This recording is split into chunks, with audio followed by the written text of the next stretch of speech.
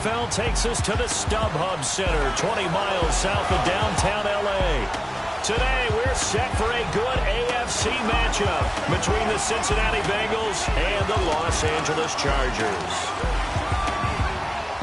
Brandon Gaudin, Charles Davis on hand. And, Charles, we've got two teams here certainly with something to prove after a disappointing 2017.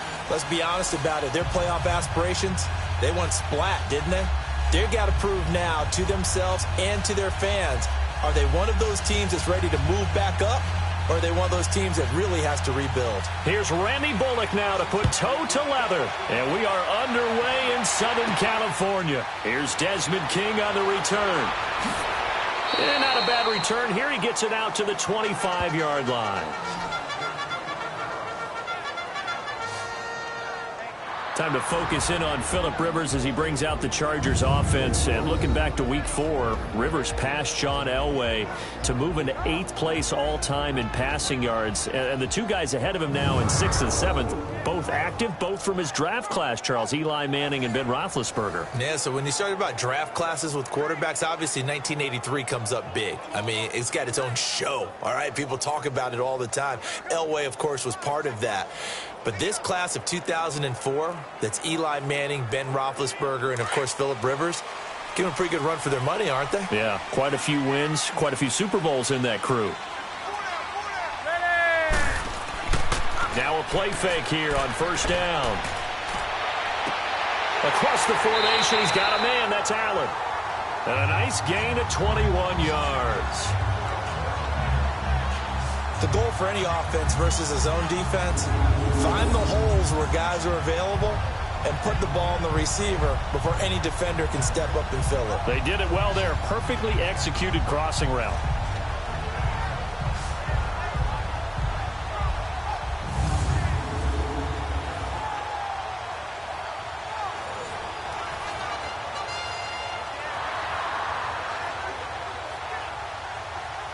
A big hitter to start the drive has him up near midfield here for 1st and 10.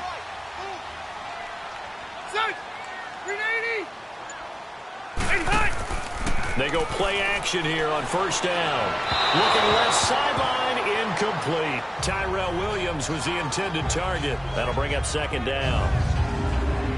With that, let's check out how the Chargers line up on offense. Taking a peek in the backfield at Melvin Gordon, who finished 3 yards short of 1,000 in 2016. Made sure that wouldn't happen in 2017. Rushed for over 1,100 yards, 12 total touchdowns. What I've always liked about him is how he keeps adding to his game. He did it in college, continues to do it in the NFL. We'll continue to see him blossom. Ready, set 180. A 2nd down throw for Rivers. And this one complete to Virgil Green. And he takes this one down almost all the way to the 30. A good pickup there at 22. Well, from an offensive perspective, that sure was pretty because the corner route, it's extremely difficult to defend from my perspective. What we just saw there, is that sort of the evolution of the tight end position? Yeah, I think it is because more and more, tight ends are being treated like wide receivers. These are some agile players who can make a play in any spot on the field. From the 32 now, here's 1st and 10.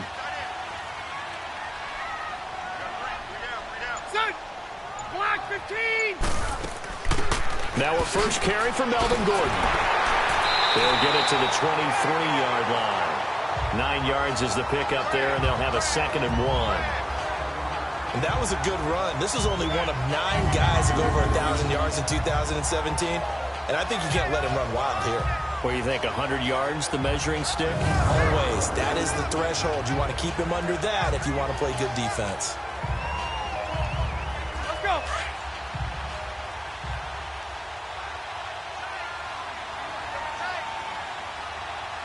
Ready.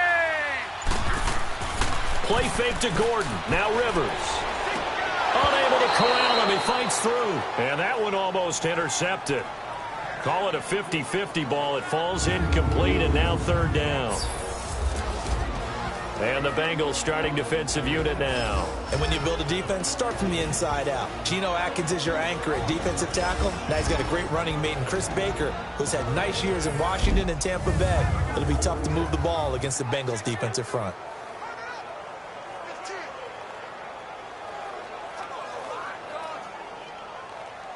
They tried to throw on second down, unsuccessful. Now it's 3rd and 1.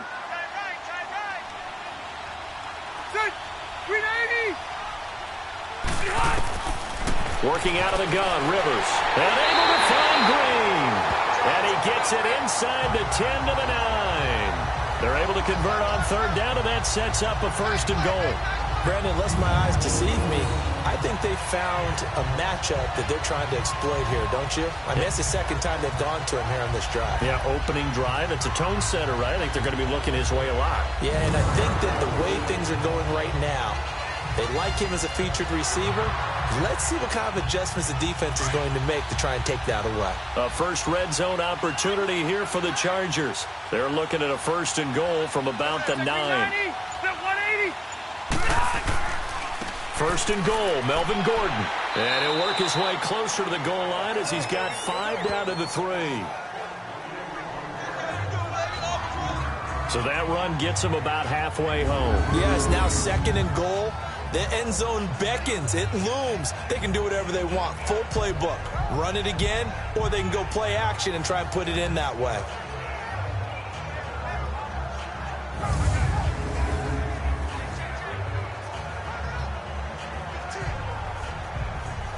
So the ball position now at the 3. Here's 2nd and goal. That's it. Run 80. And hot. From the shotgun, it's Rivers. And this is hauled in by Williams for a Charger touchdown. Tyrell Williams from 3 yards out. And the Chargers take the ball down the field and score on their opening drive. And all about timing there on that short slant, Charles. Exactly right. That was timed up so well. The route, the throw, touchdown.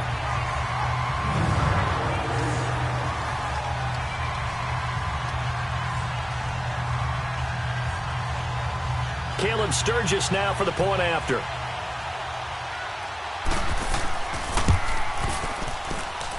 Sturgis adds the PAT, and it's now a 7-0 game. So that drive goes 8 plays, and it ends with the Chargers getting into the end zone.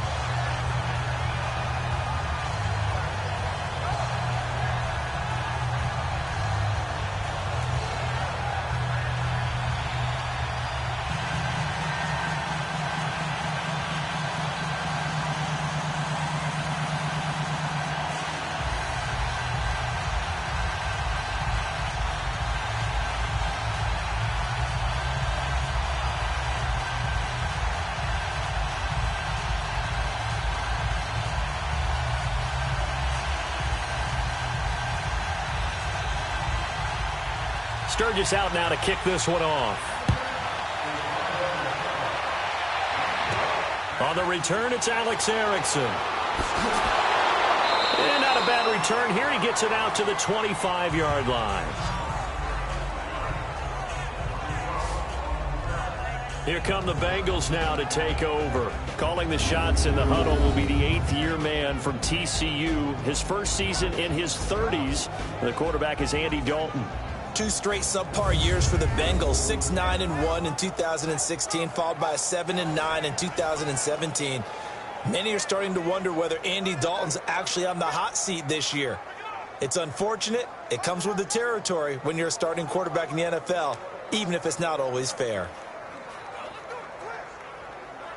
So here's Dalton and the Bengals now, 1st and 10 at their 25-yard line. The first carry for the 2nd-year man, Joe Mixon. And not a whole lot doing there as he'll get it up to about the 28-yard line. It's Melvin Ingram on the tackle. And in the backfield out of the starting group, you have to look out for Giovanni Bernard. And you have to make sure you're ready to hit the spin button with this guy. Awfully exciting in the open field.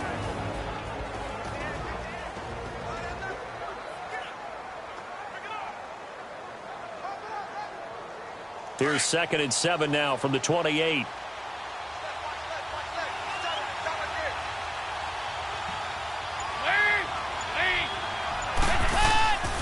On 2nd down, here's Mixon. And he'll slip his way up across the 30 to the 32. Denzel Perryman there to bring him down. With that, let's take a look here at the Charger defense. Jaleel Adai's versatility is a big plus for him. He can match up against the tall receivers. He can match up against the short, quick receivers. He can cover inside. He can cover outside. And as an added bonus, he tackles well, too.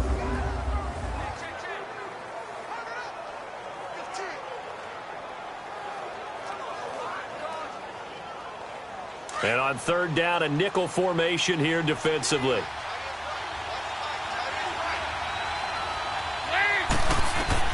Passing, it's Dalton. On the screen, Bernard. And he'll be tackled right on the chalk at the 45. It's a gain of 13, and the Bengals have a first down.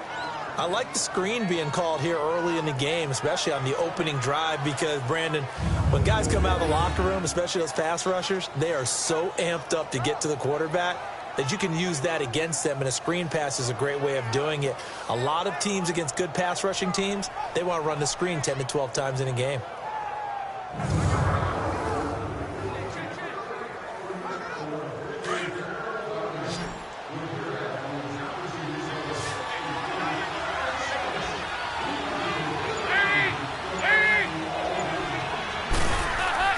Dalton, 1st and 10. And the grab by Croft.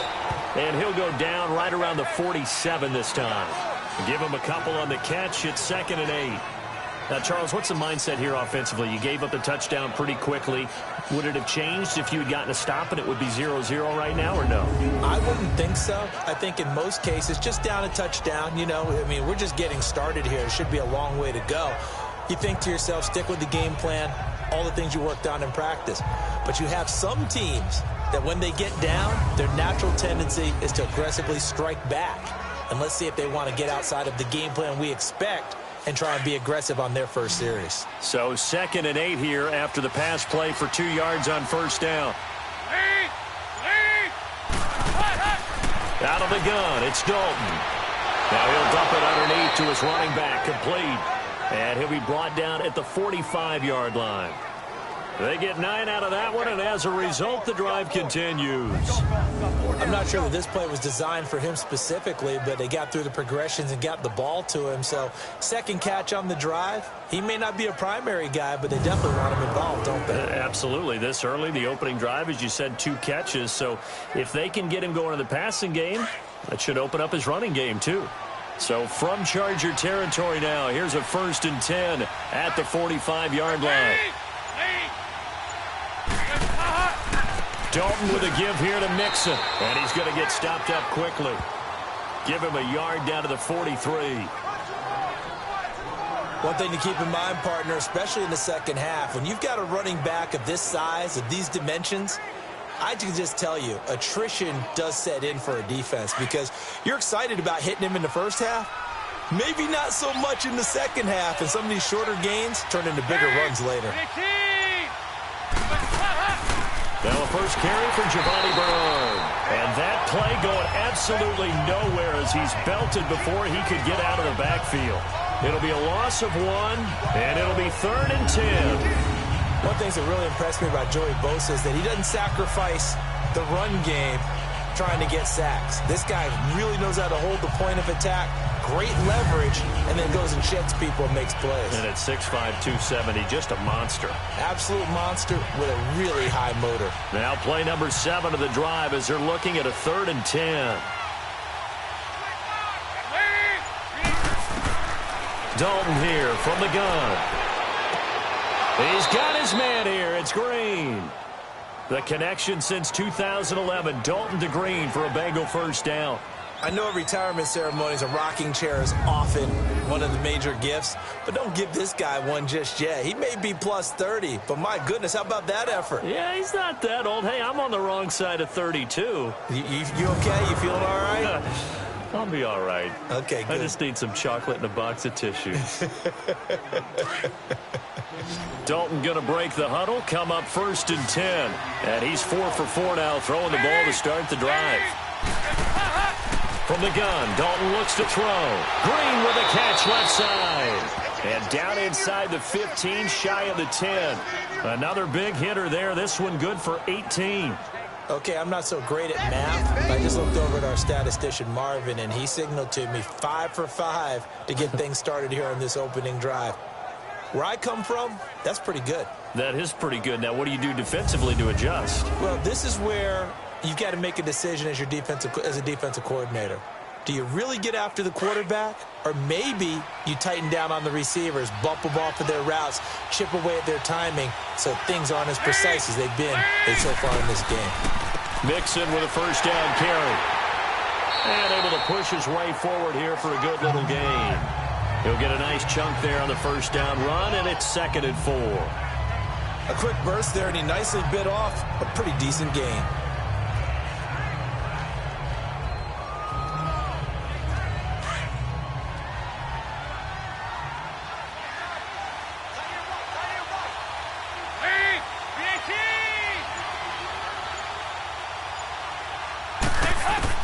It's 2nd down. Dalton looking. Toward the pylon, caught. And he will take it on in for a Bengals touchdown. Giovanni Bernard, a 7-yard touchdown grab. And the Bengals are an extra point away from tying up this football game. Getting your back involved, what's the importance there in the passing game? Well, oftentimes you can create mismatches because who's going to cover him? And you get him into space, which is where he likes to operate with the ball in his hands.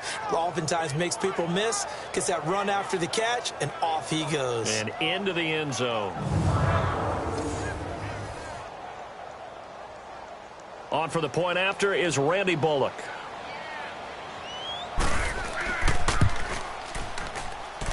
Bullock good on the extra point, and we are tied at 7.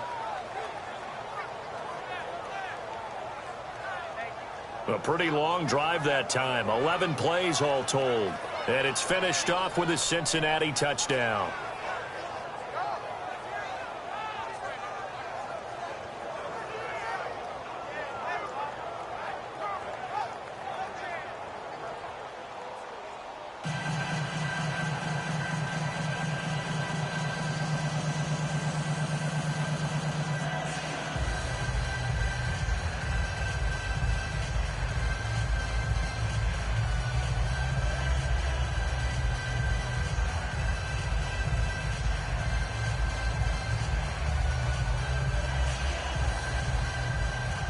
So we're right back where we started, all even as the kick's away. This fielded a few yards into the end zone. And no run back here. This will be a touchback, and it comes out to the 25-yard line.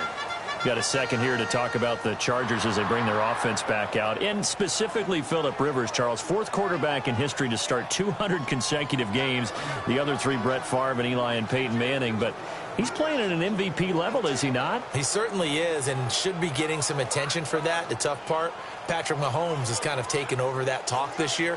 But still, the way that he has the Chargers playing, the way he's delivering the football, spreading it around, he has his team in contention in the AFC West, definitely there for a playoff spot, and they can be so dangerous down the stretch. And remember, they're supposed to get defensive end Joey Bosa back for the stretch run. He's been out with a foot injury. He had 23 sacks in his first 2 years. He'll make Melvin Ingram that much better on the other side. Right off the bat, it's a first down to start the drive, 12 yards. Someone sharp in this game. I mean, a touchdown pass in the first drive and comes right back, and he's flinging it around really well here. A really nice throw there to pick up the first down. You kind of just feel a laser focus and confidence about him, and I think we saw that this week, didn't we? Talking to him and the coaches, they felt good about his performance coming up. Yeah, I was really impressed with that last practice we saw when they went through 2-minute drill, when they went through all the different situations. Ball hardly hit the ground, and I thought, yeah, he might be locked in for this one. Line of scrimmage, the 37 on 1st and 10.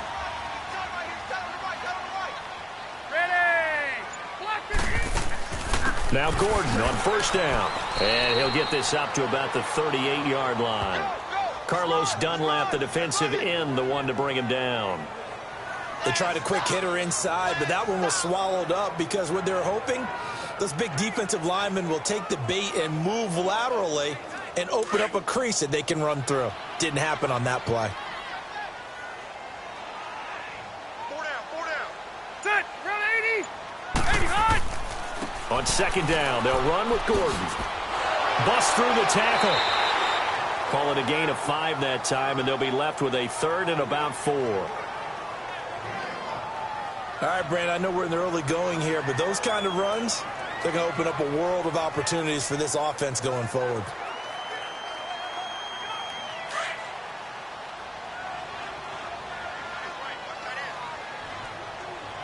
Set. 380. Rivers from the gun on third down. And this is going to be incomplete. Everything about that play tells you about today's NFL offenses and what they're asking out of running backs. You can't just be a guy who can run the football. You have to be able to catch it as well, and he didn't get that done on that play.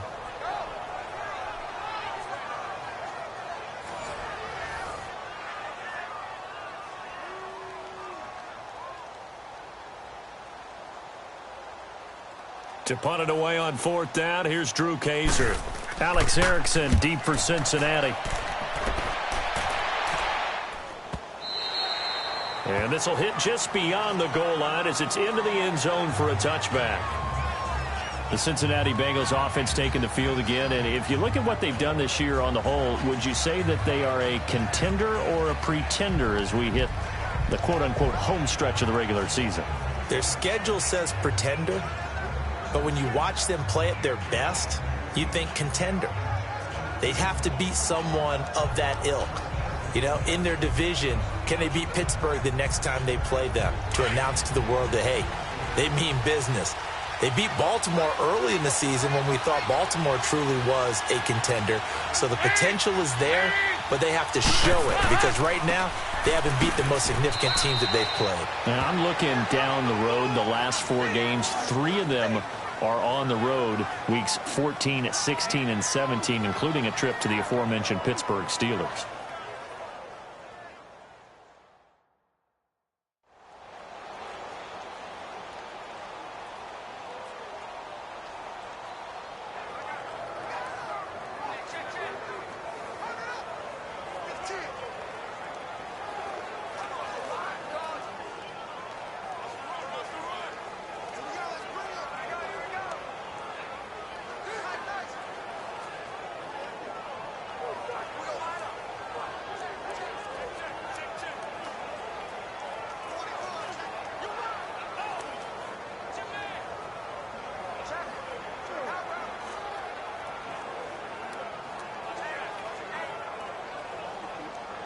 Second and 9 now from the 21.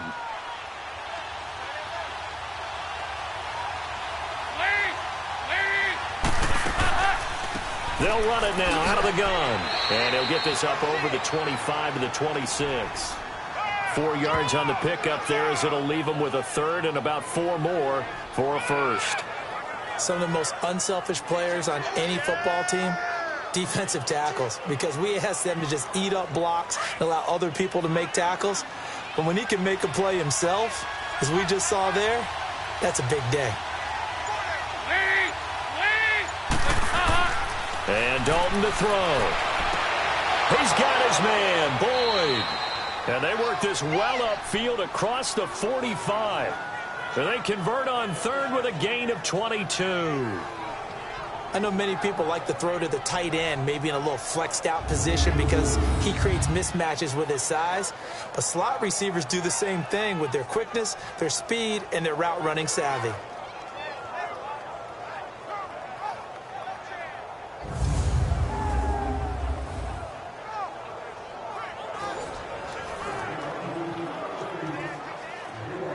Dalton going to break the huddle, come up first and 10. And he's completed all 7 of his passes thus far.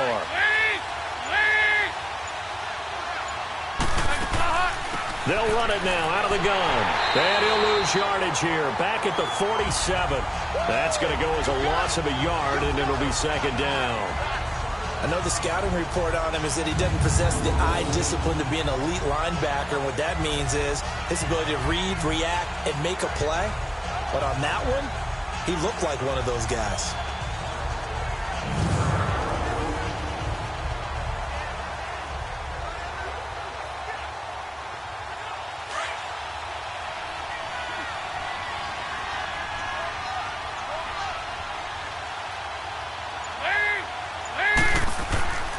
Dalton gives to Bernard. And he'll fight his way forward to about the 48-yard line. A gain of a yard gets them back where they started. Now it's 3rd and 10. Doubling this guy has to be a priority before moving up to the next level because the big fella, he just ate that one alive, just stuffed it. In fact, before the game, he was talking to us, and he's like, hey, these pants make me look fat. And we said, nah, man, you're just a whole lot of guy. He is at well over 300 pounds. He's a big man. 3rd down, a shot here for Dalton. That's complete. Bernard. And he'll go down, but not before getting this inside the 30. 23 yards on the play. Good route, good pickup for first down yardage, and that is a tough one to cover, the angle route, because a running back getting out of the backfield, if you're trying to cover that, especially if you're in the linebacker spot and you're seeing this play develop, he heads out towards the flat first, and that often gets you to overcommit running in that direction. Then he cuts back up inside you into the middle of the field. That's what we just saw there for a nice pickup. Andy Dalton now already over 100 yards passing in just this first quarter. It's 1st and 10. Play fake. Here's Dalton. Incomplete. So it looked like maybe his 3rd or his 4th read on his progression. Just trying to find his outlet man that time. Ends up leading him just a bit too much. Here's 2nd and 10 now from the 29.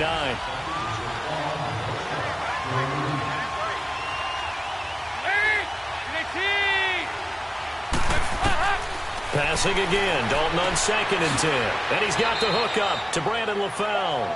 And he'll go down here right around the 23-yard line. 6 yards is the pickup, and that'll lead to a 3rd down. A touchdown apiece here in this first quarter of play. 7-all is the score. We'll come back to Southern California after this. The NFL on EA Sports is presented by Snickers. You're not you when you're hungry. Snickers satisfies. Alongside Charles Davis, Brandon Gaudin, and it's the Bengals with a football to begin quarter number 2. They're on the march, but facing a 3rd down here.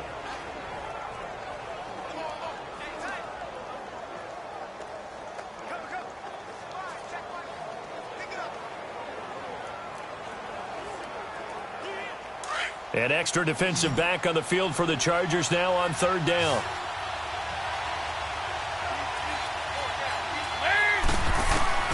Another chance for Dalton.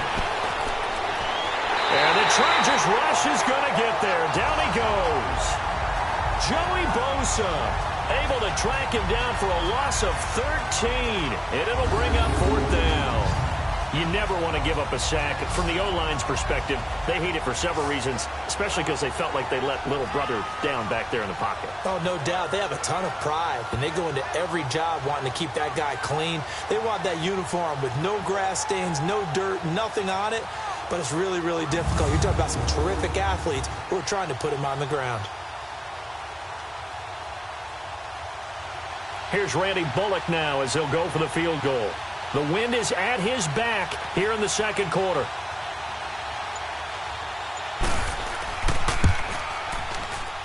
And this is good. It was running out of gas there at the end, but he winds up getting just enough on it.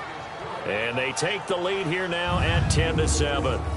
These kickers now, it used to be that a 50-plus yarder was cause for celebration. Now seemingly automatic. Yeah, isn't it funny when we prepare for a game, when you look at the backgrounds of these kickers, it's interesting, isn't it, to find out they were all-state quarterbacks, receivers, defensive backs, all-state wrestlers, right? Baseball players.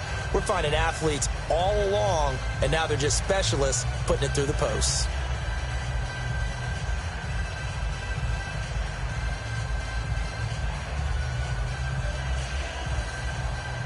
After the field goal now, it's Bullock to kick it away. This will be fielded at the 6. And good starting field position. He'll get this one all the way up to about the 35-yard line. The Chargers getting set to go. They punted last time they had it. What steps, Charles, you think they have to take to make sure they don't do that again? Well, let's just go to the football 101, the trite expression 101. Win first down. Make 5, 6, 7 yards on first down and make it a 2nd and 3, 2nd and manageable. Keep accumulating first downs that way. Keep moving the football. You don't want to get behind the sticks because then the defense has the advantage. So Rivers will lead the Chargers up 1st and 10 at their 35-yard line.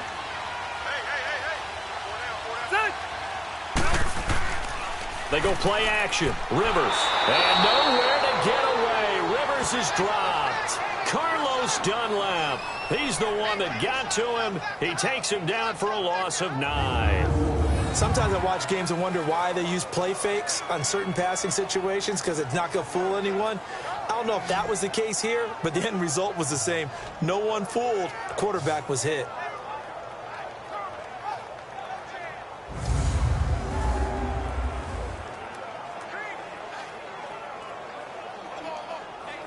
And they need to work to at least get some of this yardage back after the sack. 2nd and 19. Set. 380. Hey, hot. From the gun, Rivers. And to the right side here, it's Allen. And he'll be out of bounds across the 30-yard line. 6 yards is the pickup, and that'll lead to a 3rd down.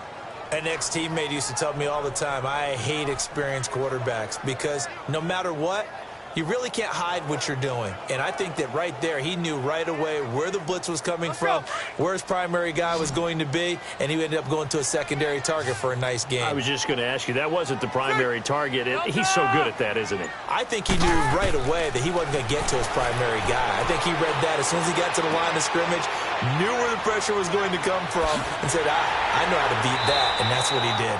A good pickup there, 26 yards. So many times you hear today's NFL described as a space game. Get your best players into space with the football in their hands. That's why sometimes you just swing it out to your runner, get him out in the flat, and let him have a chance to make people miss an open field.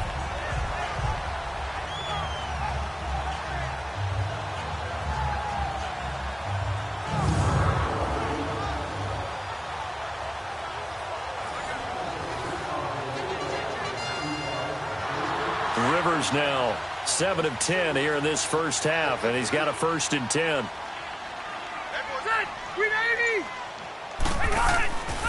Rivers going to turn and give this one to his running back, Gordon. And he's going to fight his way forward here for a modest gain. It's a 6-yard pickup, and it gets him to 2nd and 4. That play wasn't quite as big as the play that preceded it, but still, got to like the way they're moving the football, partner. Absolutely. Pretty good room to run on that last play. Yeah, they didn't get a first down, but still, you'll take runs like that each and every time, won't you? Ready. 380. Rivers now on 2nd down. Over the middle, and it's incomplete. I know coaches tell us all the time that having a powerful arm isn't the #1 thing they look for in a quarterback.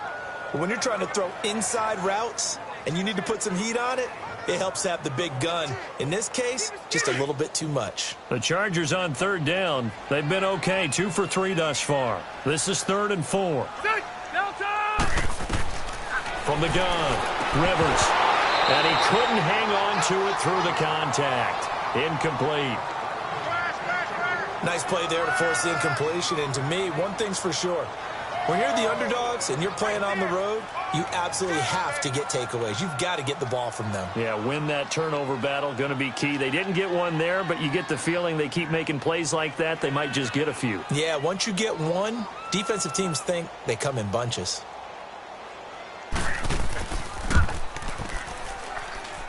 And this one will not get there. It's off to the left anyway. It's no good, and this score will stay right where it is. Well, this winds up an empty possession. Everything looked okay. He just never got the ball on target. And knowing him, he'll be disappointed with that effort.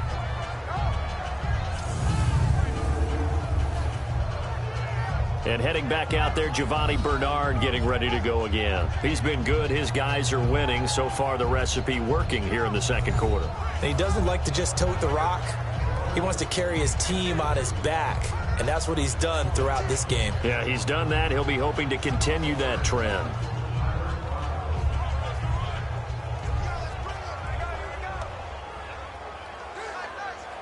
Good field position to start the drive after the missed field goal. Here's first down from the 42.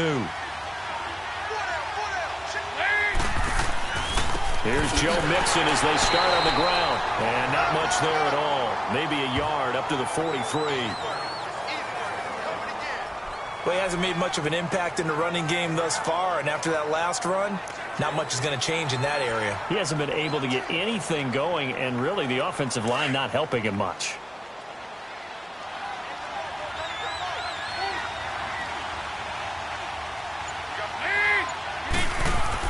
Second down, Dalton.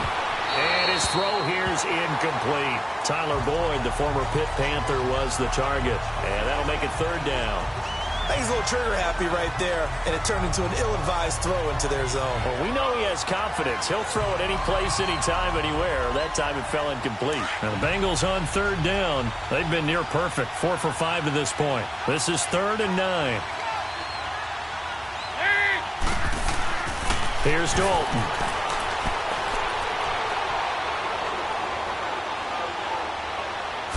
The ball comes out, but this will fortunately wind up out of bounds. Now, I have to admit, partner, that I've often thought that I don't like this rule, where the offensive player fumbles the ball, it goes out of bounds, and they get to keep it. That's just because you're a defensive guy. That's why you don't like it. Yeah, you're right. It is a slanted view, isn't it? But this is where, for the offensive team, the sideline is their friend. Usually it's not their friend. Yeah, exactly right. I actually played for a guy in college. You know what he used to name the sideline? Sammy. Sammy sideline, and use him well. Andy Dalton now 9 of 11 passing in this first half. He's got his guys a 1st and 10.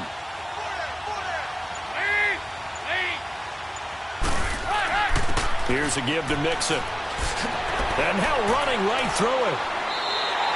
That's going to go as a loss of 2, and it'll be 2nd down. I once had a defensive player in the NFL tell me, if I beat and dominate the guy across from me, I'm helping my team. But winning one-on-one battles is always a part of the game.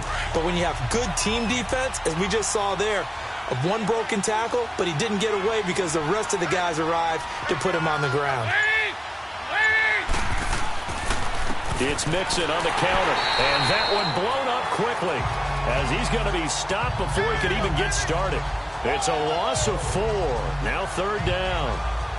Well, that play was over before it even got started. Thanks for nothing, huh? How about that? That sets up a very difficult 3rd down call now.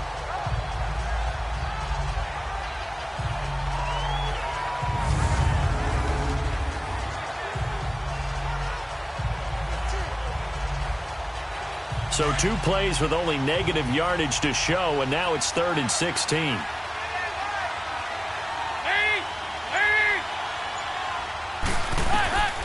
Operating from the gun, Dalton. He completes it to Boyd. And he's able to get this to the 40-yard line before he's out of bounds. It'll be a gain of 12, but it will also lead to 4th down.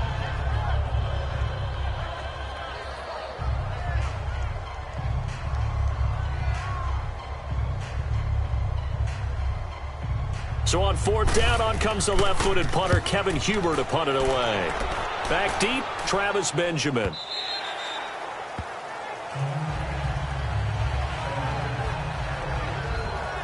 The Charger offense making their way back out there. Last time out, they had that long 50-plus yard field goal that they missed. And I'm sure on their sideline, they're thinking to themselves, okay, do we still want to try one if we're in that position again? And I would dare say that the answer would be yes. They're going to have a lot of confidence in their kicker. But just to be on the safe side, I'm sure they told their offensive guys, can we get a little bit closer this time? Closer. Yeah, you know, I'd rather get in the end zone first and foremost. But if all else fails, less of a field goal attempt for him. So Rivers will lead the Chargers up 1st and 10 at their own 20-yard line. They'll start the drive with a run by Gordon. And he'll get only a couple up to the 22. That didn't appear to be a run blitz. He just darted in once he saw the run develop. That appeared to be a case of see ball, get ball. From the 22, here's 2nd and 8.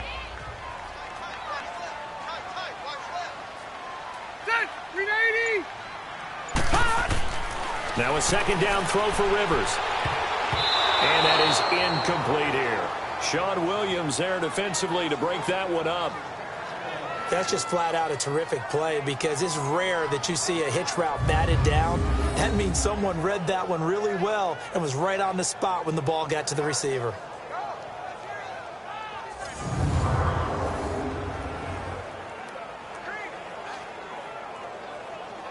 The Chargers on third down. They've hit 2 for 4 thus far. This is 3rd and 8. Ready? That 180. Play fake to Gordon. Now Rivers. The Bengal pressure gets him that time. Down he goes. Carl Lawson in there to get him for a loss of 9, and that'll lead to 4th down. Well, they go play fake. The problem is nobody was faked out. And when no one's faked out, what's the end result? Quarterback gets hit.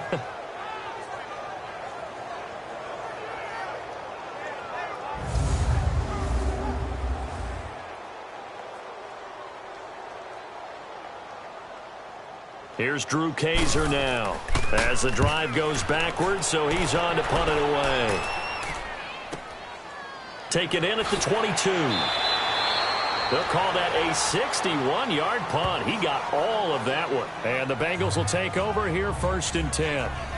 Getting ready to go again. Here's Andy Dalton marching back onto the field. He's played a pretty clean first half. A touchdown, no interceptions. Frankly, that's what they expect out of him. They want to see the ball thrown and thrown well, and he's able to do that and put it in the end zone. They'd love to see more of that before this game finishes. But right now, he's got his team in a good spot. A good spot, maybe looking for touchdown pass number 2 here in the second quarter. So here's Dalton and the Bengals now, 1st and 10, right at the 30. They'll start here with a give to Mixon. And tough going there as he'll only get it up to about the 31. Corey Liggett makes the stop. Early down stuff to put this offense in a precarious position. We know that securing the point of attack, especially against the big-bodied guys in the middle of this D, has got to be priority 1.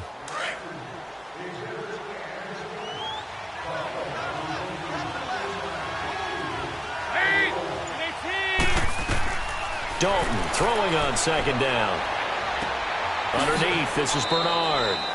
It'll be a 3-yard gain, and that'll make it 3rd down. Everyone's got to be able to catch the football. Doesn't matter what position you play, but if you're on offense, be aware a ball may come your way.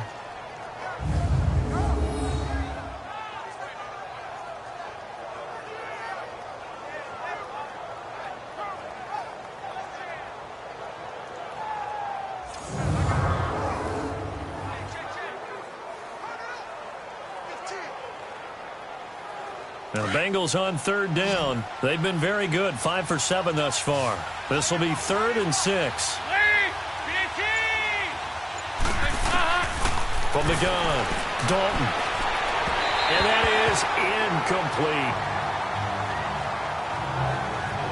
Well, they're slinging it, and then there's one you got to put a timer on, huh? I mean, that one came in hot. That came in hot, but overthrown, out of his reach and incomplete. Here's Kevin Huber now as he'll kick it away for the 2nd time. Returning, it's Benjamin. A nice job on the return there, 16 yards. And it'll be Charger football here as they take over. Phillip Rivers now gears up to take the offense back out there.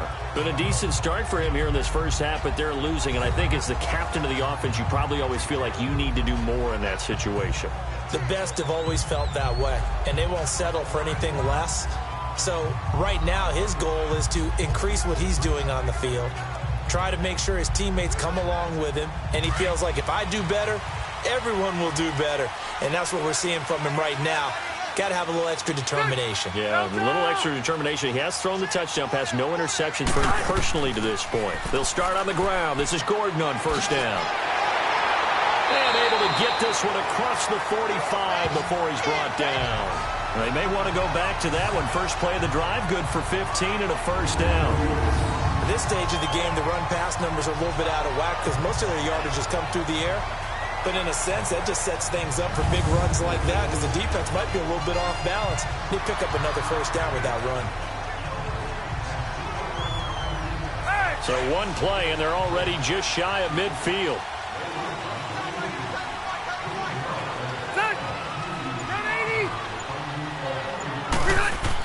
They go back to Gordon here on first down. And across midfield he goes and into Bengal territory. Call it a gain of 4 on first, and that'll make it second down. I call that play a success. A nice inside run sets up a very manageable second down. A very solid gain on that play.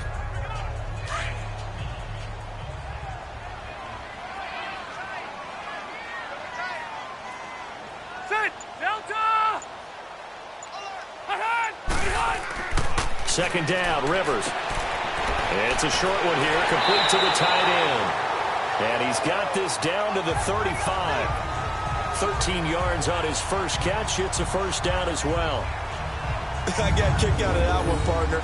You and I talk often about trying to hide receivers in certain situations, but a guy of his size, can't really hide him. But the tight end drag route, definitely an effective way to sneak him across the formation for an easy completion and a first down. Ball up to the 35 now as they come up on 1st and 10. On 1st and 10, Rivers. Trying to force it to Allen, and it's intercepted. Picked off by Darquez Denard. The 30. 10, and he will bring it back. It's a pick 6 for a Bengals TD. So a pick 6 there out of the nickel package. They went with 5 DBs. Almost becoming the base package in the NFL is the nickel. Hard to throw against. That was demonstrated one more time. A pick 6 going the other way.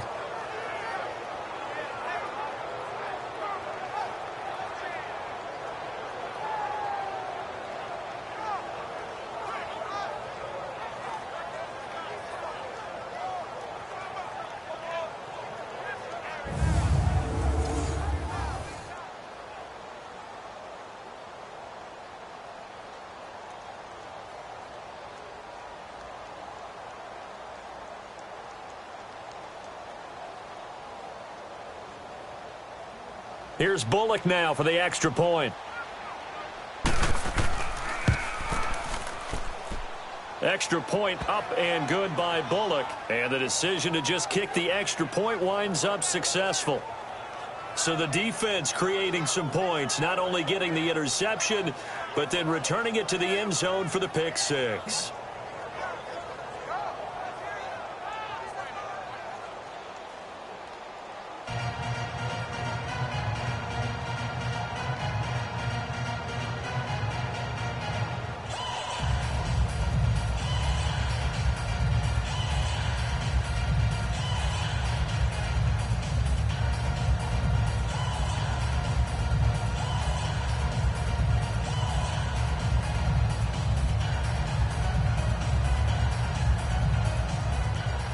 So they'll get another shot on offense following that pick 6. And now the kick is away. To return it now, here's King. And terrific field position here as they finally get him just shy of the midfield stripe. At some point, we're going to get it through our heads. Special teams, special teams, special teams. The spark that often wins games. Here now a look at Melvin Gordon. He's been good. They've utilized him well, but they're losing here in the second quarter. What might they change offensively? I think that what you try and do is expand how you get the ball to him a little bit. Get him out in open space, maybe swing the ball to him. What's that they used to call it in the West Coast offense, the long handoff? Yeah. Serve as your running play that way, as well as continue to feed him the football. Some of these runs now may pop bigger later in the game because of the effects of running it. Sometimes people after a while, they don't want to tackle him anymore, or they get tired, or they get out of position. And he'll be taken down by the Bengal pressure. Vontez Perfect in there to bring him down for a loss of 7. I'm starting to feel for that quarterback back there. I mean, you know me. Normally, don't have a lot of empathy for the QB, right? In this case, definitely. He's been on constant duress this entire game. I don't know how he's surviving back there. And to think, there's still a long way to go in this football game.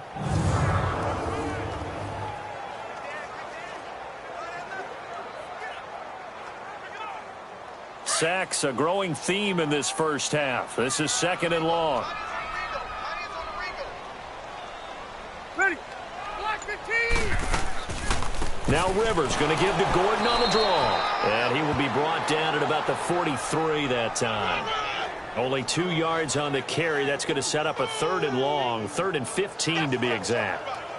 I do know from experience that when you slow down someone's running game, you're now doing the dictating on defense. And guess what? Now you're getting ready to tee off on their quarterback because they have to throw it all the time. But you still have to be alert for the draws and other plays of that nature to make sure you don't get hurt.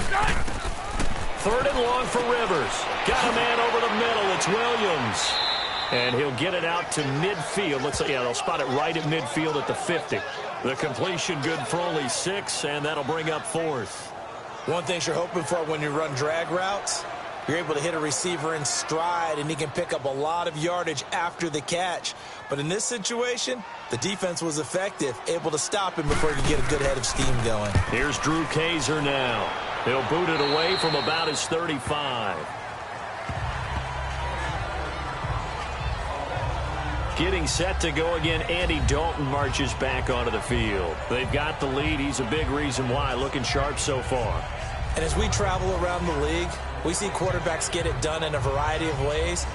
But today's NFL does tell us one thing. If that guy doesn't play well, their team's not going to win. And right now he's got his team in the lead. And now they'll look to extend that lead. So here's Dalton and the Bengals now. 1st and 10 at their own 24.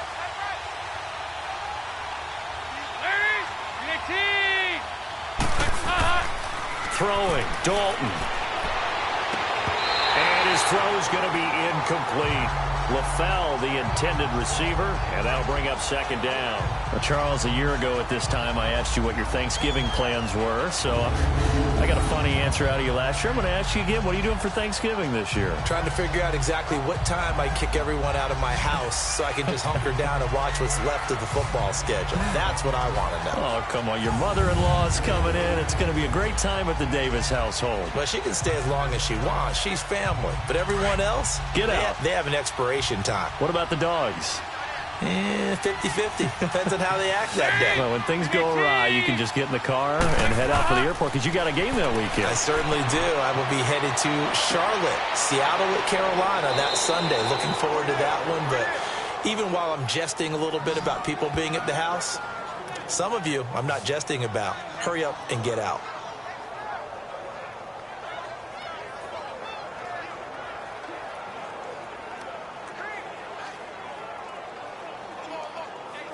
The offense on 3rd down tonight, they've had good success, 5 for 8 to this point. They're looking at 3rd in the nose of the football.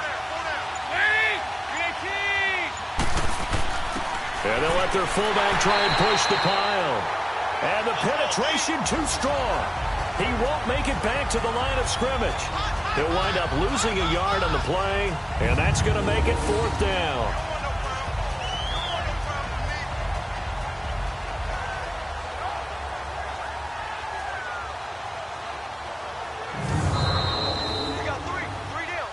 Two minutes to play here in the first half. We'll come back to Southern California after this.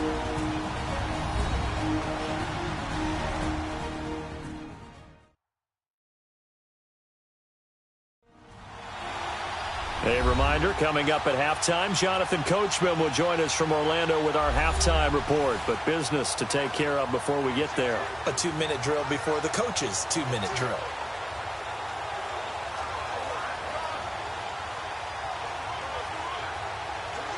Here's Kevin Huber now as he's on to punt for Cincinnati. His first punt, 48 yards. This one looks equally as good. Now Benjamin. 12 yards on the return that time. And the offense will take over with a new set of downs. Phillip Rivers, he is the focal point of our players' spotlight now. And I guess the question, Charles, is what's the formula for keeping him better protected? Because as we see, the protection, it struggled. And normally what you get is renewed determination. When the big guy gets hit, that usually sparks people. Hey, we can't let this happen anymore. They take it personally. He's not supposed to be on the ground, but that hasn't been the case so far in this game. So maybe they've got to figure out how do they get rid of the ball faster to help out the offensive line so he doesn't get hit as much. And we'll see if they can keep him off the ground now going forward. Sit, 180. Sit. First down, Rivers. And caught, right side, Green. And he'll be brought down right around the 37. A gain of 6 there on first. To throw on second down, Rivers. And the hit jarred it loose. It's incomplete. Didn't have a receiver open downfield, and as it turned out, couldn't even find his outlet man because of the coverage. It was way too tight, unable to find anyone open.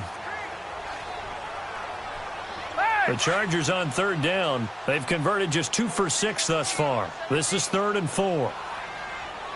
Set. Delta. Set. Working out of the gun, Rivers. Oh, they have gotten lucky. Tried to dump it off underneath on the check down. Nearly picked. Instead, it's incomplete. Not only was the call spot on, how about the execution of that defense right there? The zone was absolutely locked up tight. He was trying to force it in there on third down. But if there's a time to force it, he felt like he needed to make a play, right? Yeah, exactly right. Third down, you got to try and find something. There's nothing available there for him.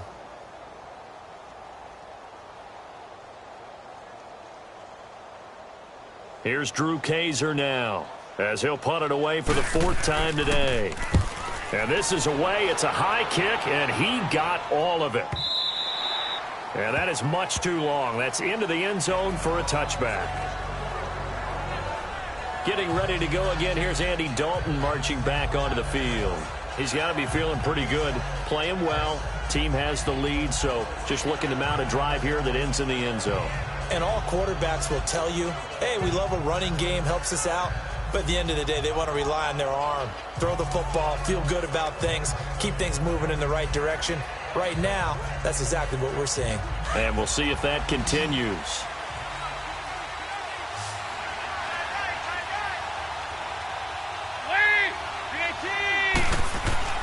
First and 10 for Dalton. And his throw's going to be incomplete. You know, Charles, it is hard to believe that we are sitting on the doorstep of Thanksgiving week. Already that time of year, but it always gives us good football. One of the games on Thanksgiving, Chicago and Detroit, that'll get the party started at 12:30 Eastern. One of the traditional games, Detroit hosting, Dallas hosting, but in this case, we will stay in the Motor City. And this is the longest-running annual series in the NFL. A lot of people think about Detroit and Green Bay or Chicago and Green Bay. It's Detroit and Chicago. They've met at least once a year since 1930, 178 times total. And they just met 2 weeks ago in Chicago and going to do it again. Feels like they're getting caught in between here because they didn't completions on first and second down. Now you got to worry a little bit about the clock because you prefer not to give them another shot here in the first half. But if you don't pick up the first down, guess what? You're likely going to have to. On third down, Mixon. And he'll get this up only to about the 22. Now the Chargers are going to look up here and signal for a timeout as they'll head to the sideline and talk over what to do next.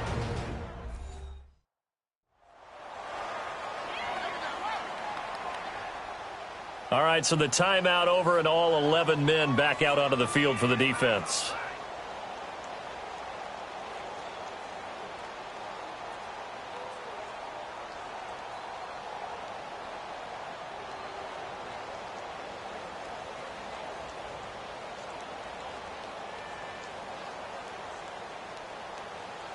Here's Kevin Huber now as he's on to punt for Cincinnati. This is fielded at the 27. Give him 11 yards that time on the return. And out will come the offense as they take over. There again is the running back as he trots onto the field. And a lot of times you talk about establishing the ground game. Probably something they need to do more of here losing in the second quarter. When you're riding your best horse, you've got to lather him up. The best running backs I've ever talked to, they've all said the exact same thing to me. I'll even break a good sweat until I get to 20 carries. You're full of good wisdom. Let's see if they can get him into the game more now. So here's a 1st and 10 at the 38.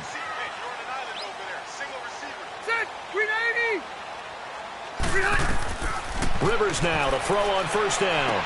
Going underneath for Gordon. And he'll go down right around the 47 this time. And before this 2nd down play, we'll get a whistle, a signal, and a timeout, as the stoppage will come with a little under a minute to go in this 1st half.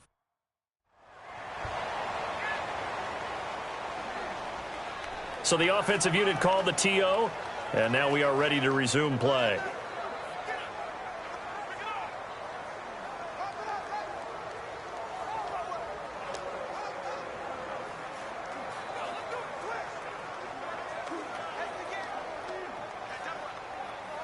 That last catch short of the marker by just a yard leaves him with a very manageable 2nd and 1.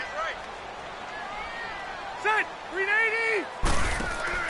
Play action now. Rivers toward the left sideline, but it's incomplete. Well, sometimes those cliches really come true, don't they, when they talk about it takes all 11 to play good defense. We've seen that in this ball game. I think the secondary has to be singled out, though. They are in the presence of every receiver whenever the ball's thrown, and this one they help force another incompletion. These guys have punted 4 times already, and they're staring at a 5th, barring a conversion here on 3rd down. Set, 380. On 3rd and 1, here's Rivers. The Bengal pressure gets him that time. Down he goes. And now the Bengal defense here calling a timeout as the clock stops here with 46 seconds remaining in the 1st half.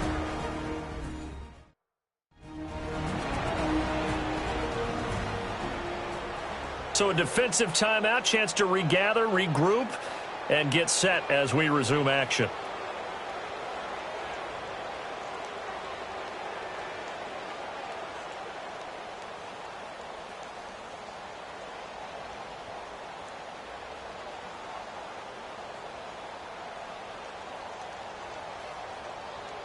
Here's Drew Kaiser now.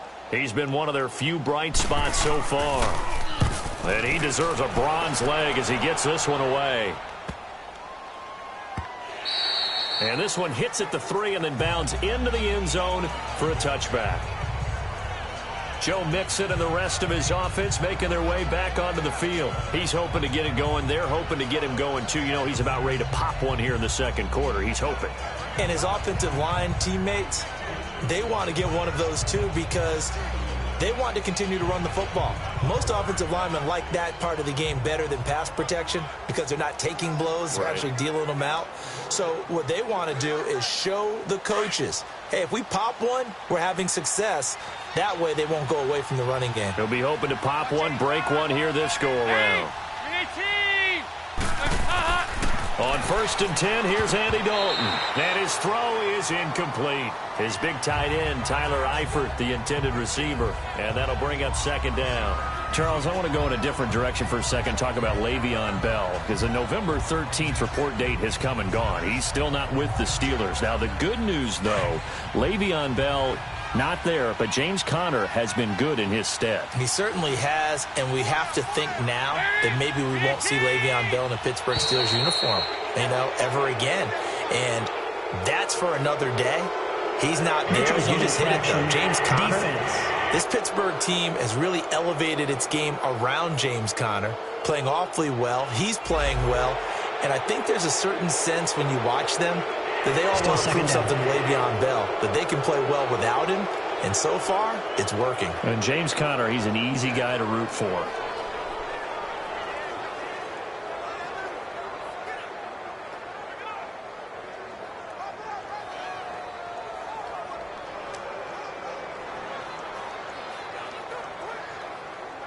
So the penalty certainly helps them out as they come up on 2nd and 5.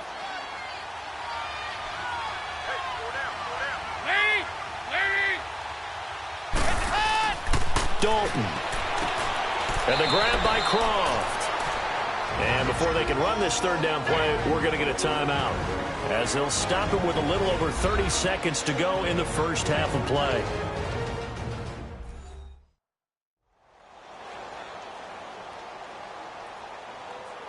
So we're back in the offense getting set following the call of that timeout.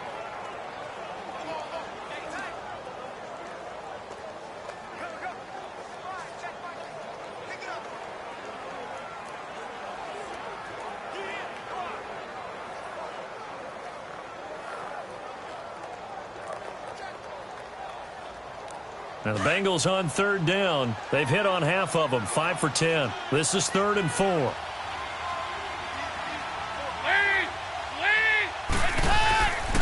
A handoff to Mixon. And he's going to get to the 31, enough for the first down.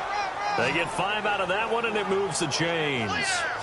And now we won't see a play on first down. We're going to get a timeout instead, as the clock will stop with 21 seconds to go here in the first half.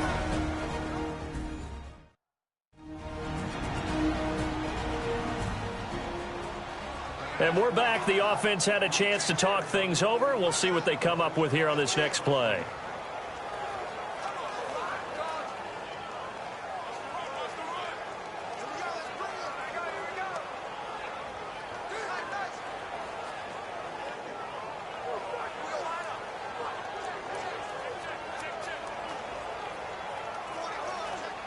Line of scrimmage, the 31 now on 1st and 10.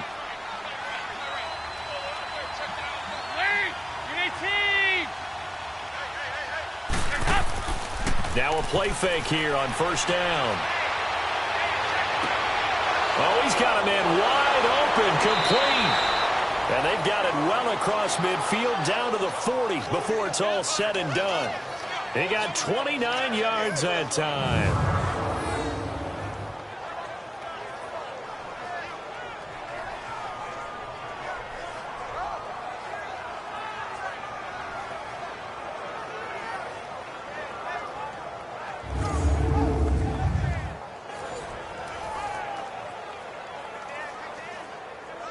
We have hit halftime. Still 2 more quarters to go. We'll take a timeout. We'll be back after this. You're watching the NFL, and it's on EA Sports.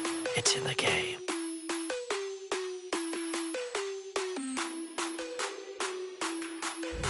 Okay, right, Brandon. Thanks very much. And welcome in, everyone, to this slimmed-down version of the EA Sports Halftime Report. This one has been a hard-hitting affair to this point, and you got to expect we'll see more of the same in the second half.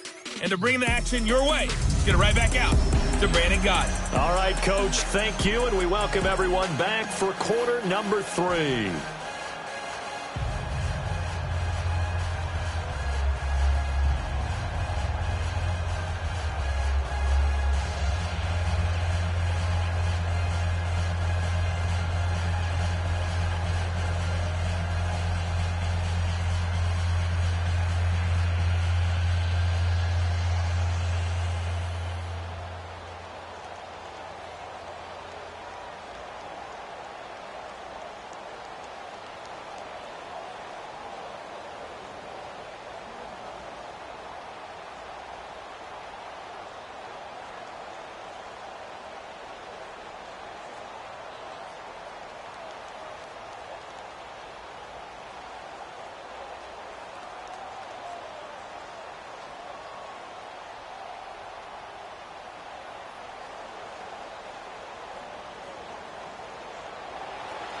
The Bengals set to receive. They have the lead and the football to begin quarter number 3. That's fielded in the end zone. And no run back here. This will be a touchback, and it comes out to the 25-yard line. The Bengal offense now with a football first here to begin quarter number 3. They built a good first half lead. Now they have a chance to add on to it. And what I'm thinking is that the offensive staff spent the entire halftime just working with them on, here's what we think they're going to do to attack us in the second half. Nice first half that we've had, guys, but be prepared for some change-ups. We're going to see them when we kick it off in the second half. See how they handle any adjustments that might be made defensively. So here's Dalton and the Bengals now, 1st and 10 at their own 25-yard line. Mixon will get it to start the second half. And he'll take this up near the 35, maybe the 34. Give him 9 on the carry that time, and they're set up with a 2nd and 1. Running lanes were at a premium in the first half, but he's able to find some room there, and he's hoping that that's a precursor of a big second half.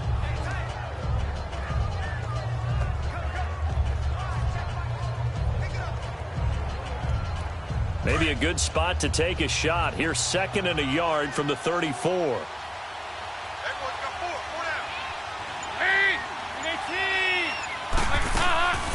They'll run it now out of the gun. It's an 8-yard pickup and leads to a new set of downs. They're trying to show that they can run the ball and protect this lead. Give it to the backs, play a little bit of keep away, don't you think? And that's probably a good philosophy at this point, going to make that defense stand up and stop them.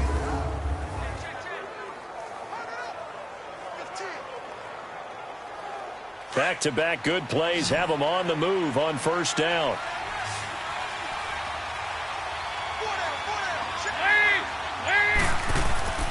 They go play action here on first down. Oh, incomplete. A turnover would have really helped there. Almost intercepted. Instead, it's just 2nd down.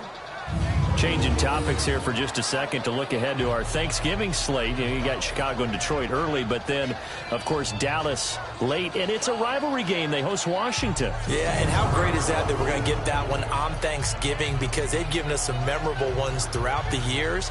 And it's always interesting to hear just how intense this rivalry is, even in today's NFL. I've talked to guys who have played for both Dallas and Washington, and they always say it's such a struggle when they hear they have to go to the other team. No matter what the circumstances, that's the one team that you don't want to go play for. And they always say it's very strange to put on that other uniform. Whoever wins that game, the turkey will taste a lot better in the locker room after. And that's the big fella's MO right there. Running through tackles, keeping the sticks moving forward. This defense, if you don't bring 11 guys to the ball to try and get him on the ground, he's going to keep making runs like that. I feel the press box shaking every time he touches the rock.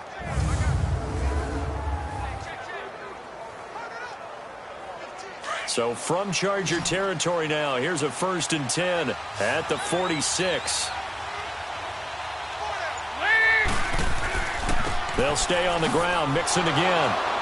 And able to push his way forward here for a good little gain. It's a pickup of 4, and it'll bring up 2nd down.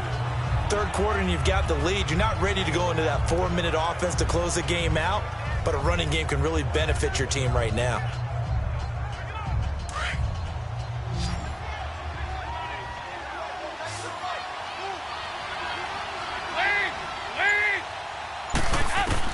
It's 2nd down. Dalton looking. Boyd's the target, and he has it over the middle. And he'll go down here at the 35-yard line. That one good for 7 as this long drive continues and the chains move again. This has to go down as one of the simpler routes in the playbook, but oh so effective. Nice completion there. Keeps the sticks moving.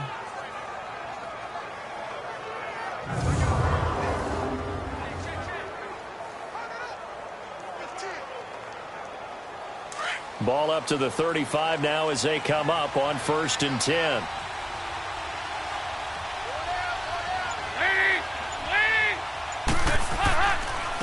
Now Joe Mixon. And he'll work his way inside the 30 now to the 28. Just what you want on a first down run. Call it 8 yards. And it's 2nd and 2. Looks to me like maybe there's a little attrition setting in with this drive. Because when you see that type of a run, I get the feeling the defense getting a little bit tired. And that's the last thing they need, especially when they look up at the scoreboard.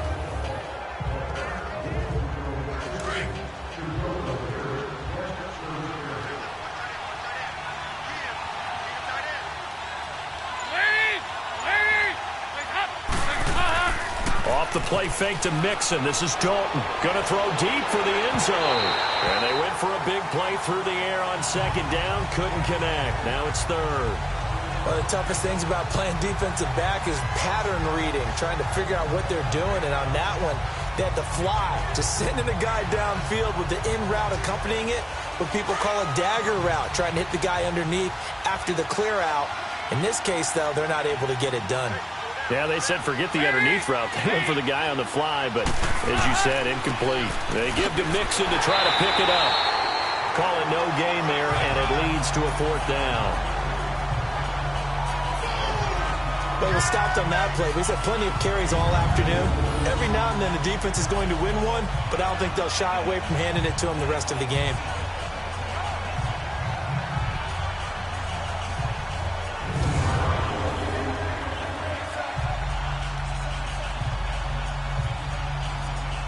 So out comes a field goal team now for the 2nd time here today.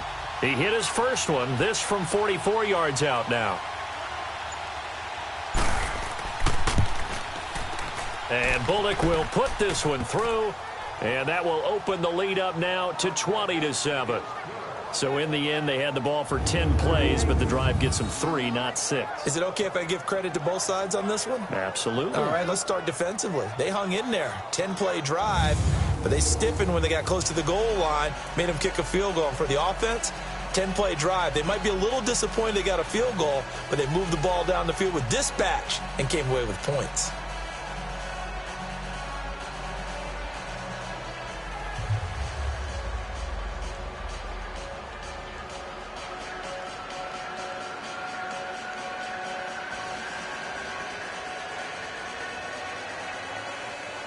After the field goal now, it's Bullock to kick it away. To return it now, here's King. And he's up past the 20 to the 22-yard line.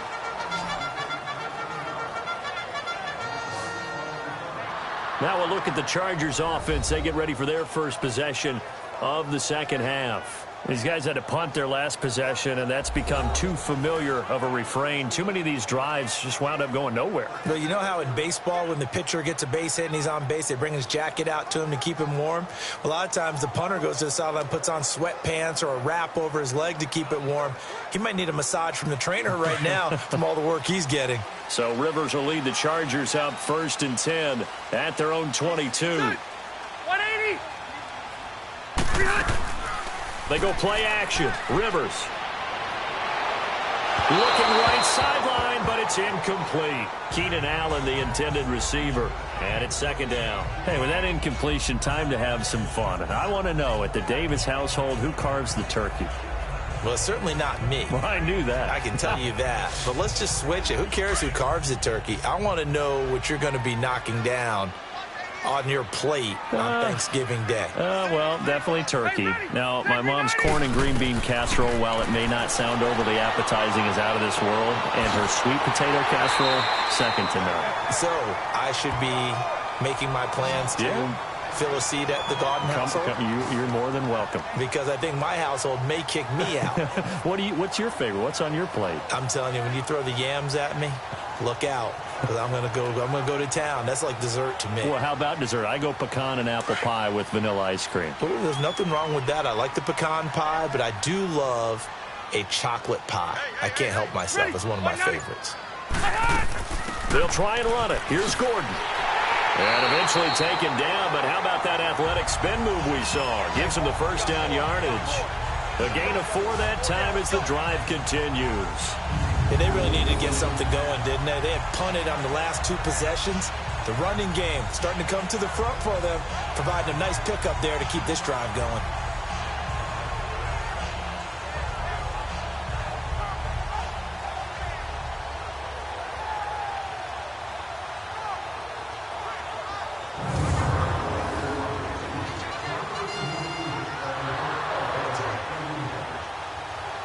From the 34 now, here's 1st and 10. 190, 390. Rivers on 1st down. And it's caught over the middle by the tight end Green. And to the 42-yard line here and brought down there. A good pickup there. 8 yards on the 1st down completion. It is hard in zone coverage to stop a curl route because when they see it, They just try and find the open spot and sit down. Yeah, we always talk about finding the soft spot in the zone. What's the key to doing that? How do you do it? You have to read what the coverage is. Is it 2 deep? Is it 3 deep? Because then you know where the linebackers are going to drop, what spots on the field they naturally get to, and you find that open space, and then you're in sync with your quarterback. He should be reading the exact same thing, and they put the ball right on you. Throwing again on second down, but this time it's incomplete. And incomplete there. A nice hit. Jars the ball free and brings up third down. We saw this a lot in the first half, and it continues. These receivers just not able to get much separation. So that means they have to win the 50-50 balls. They've got to go up with the defender and find a way to start coming down with them. And this time, contact and another incomplete pass. On third down, this is Melvin Gordon. And he's got the first down yardage as he takes it down to the 49. 9 yards on the pickup there, and it keeps the drive alive. I'm okay with the call there. In fact, I actually like it. I know they're down a couple of scores, but the running game worked in that situation. I would continue to go in that direction.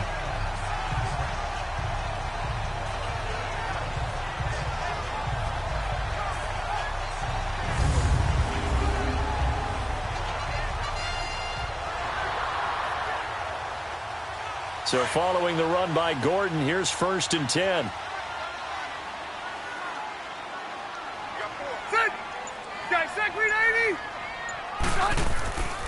Right back to him on first down. And he'll get this into enemy territory, but not by much as he's down to the 48.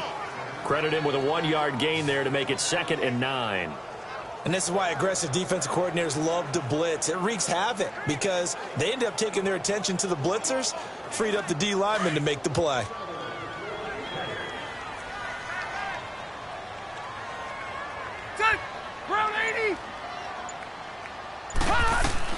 Rivers now on 2nd down. And the hit jarred it loose. It's incomplete. We have not seen a whole lot of wide-open receivers. Everything seemingly has been contested. And that's another nice job there to force an incompletion. They've been very cohesive, knowing each other's moves all game long, and they've been on the spot just about every time. And they've held them in check on the scoreboard. Play fake. Rivers. He's going to loft one deep left side here. And incomplete. The contact made the ball roam free and brings up 4th down. Those passes out that far wide always make you hold your breath a little bit. Felt like it was in the air for a while. What it does is it allows a defender to gain some ground, come from a long distance, and have a chance to affect the pass. Here's Drew Kaiser now. He's been terrific so far.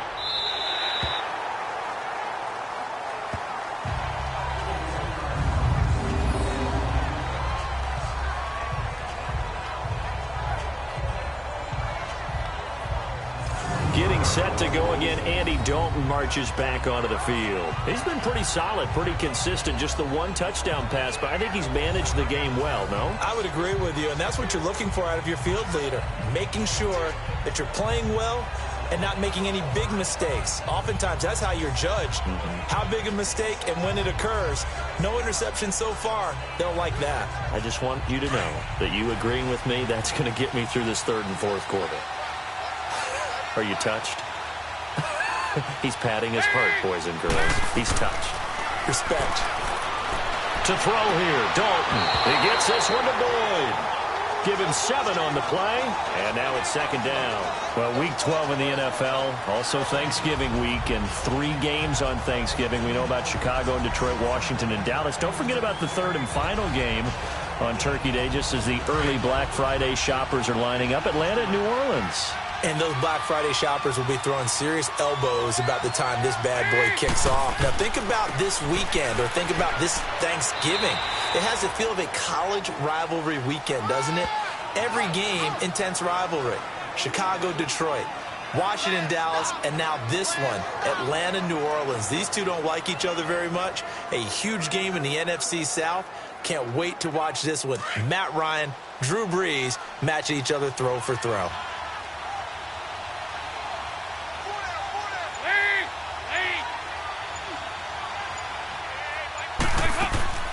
Again, it's Mixon, and he's going to be stopped up right at the line of scrimmage.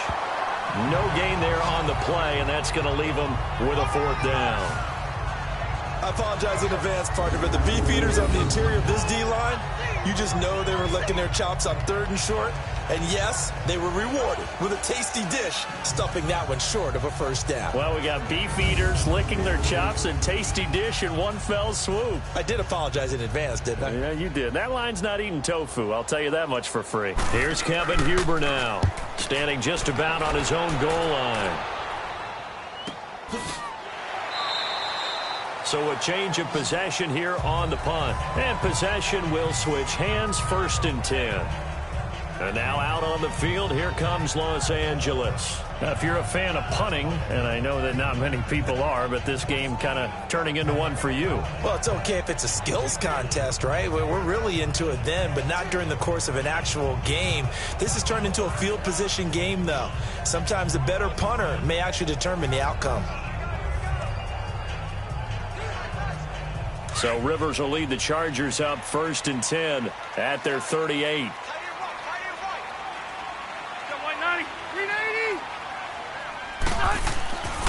They'll try and get the ground game going. Here's Gordon. And nothing doing. He's immediately taken down at the line of scrimmage. No gain on the play there. 2nd down. No gain on that run, and while this team is down, they're not out of it by any stretch of the imagination. Maybe you just have to think about different style of running in order to get this guy going.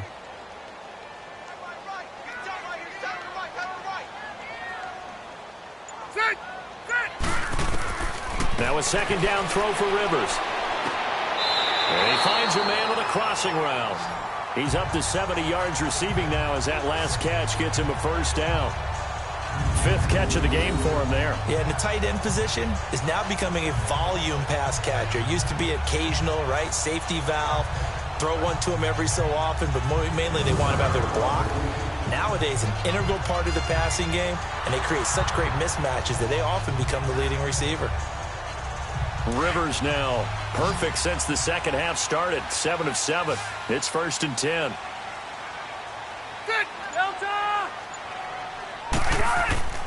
Play fake to Gordon. Now Rivers. And Green with a catch left side. And he goes down, but not before getting this inside the 25. 20 yards on both of those plays back-to-back there. They are moving now. It's another 1st down.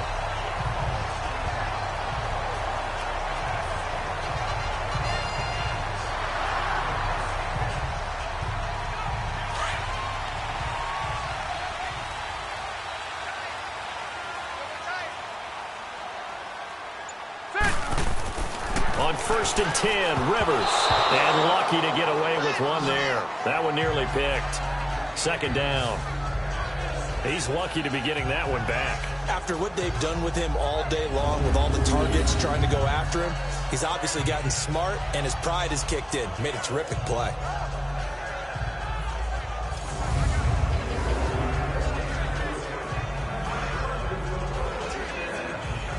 Once again, they'll go from the 23-yard line on 2nd and 10.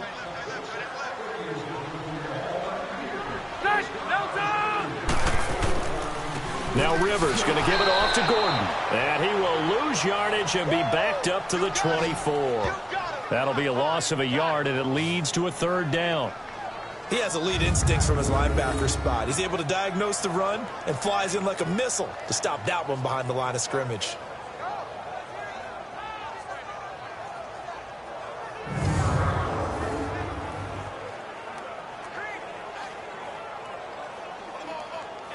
This offense in desperate need of a conversion as they come up on 3rd down.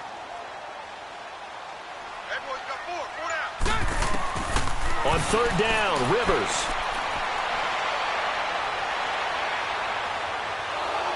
And this is going to be incomplete. The effort's always going to be there. Everyone's always going to try and make a catch, but underthrown balls, I think, are the toughest ones to come back and get because usually your momentum's going in the opposite direction when you're trying to stop, break, and come back and get it. So out comes the field goal team now for the 2nd time here today. From the left hash, this will be a 41-yarder.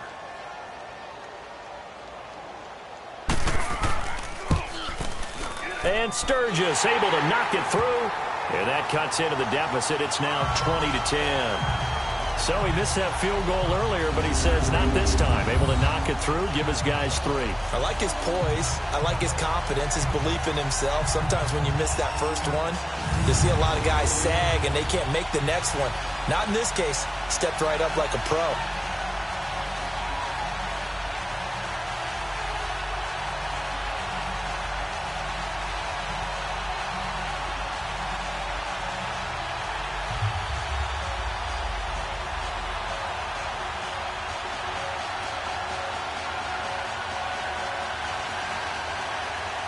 Now it's Sturgis converted on the field goal. Now he'll send this one away on the kickoff. Fielded about a yard deep. And nice work on the return as they'll start their drive just past the 30-yard line. Getting ready to go again. Here's Andy Dalton marching back onto the field. How do you break down his game so far? Just the one touchdown pass, but sometimes the touchdown pass stat category, that doesn't tell the whole story. It really doesn't. Not until you balance it with the error side, you know, and in this case, he hasn't thrown any interceptions. So a lot of people would call this almost a pedestrian game, kind of a bus driver game. But that's just really wrong. Being a bus driver is a good thing if you're running a football team, because that means you're in control and you're taking your team to the right places. Yeah, he's been pretty solid. So Dalton now. Over the middle, complete. It's Boyd. And able to get this one across the 45 before he's brought down. 15 yards is the pickup there, and the drive starting very nicely. First down.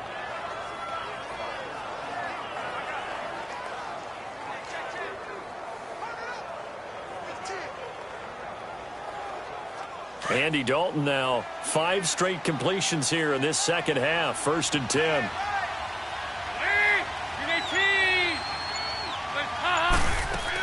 They'll run it now out of the gun. And he'll be taken down at the 44-yard line. That one good for 10 yards. And that'll bring up a second and just about a few inches here. On any explosive run, you can almost feel the ground shaking, and that's from the offensive linemen creating space for their runners. I had an old coach tell me before, they always told his runners, run around the offensive line in pregame. Get used to the ground shaking so you don't trip and fall when it happens in a game.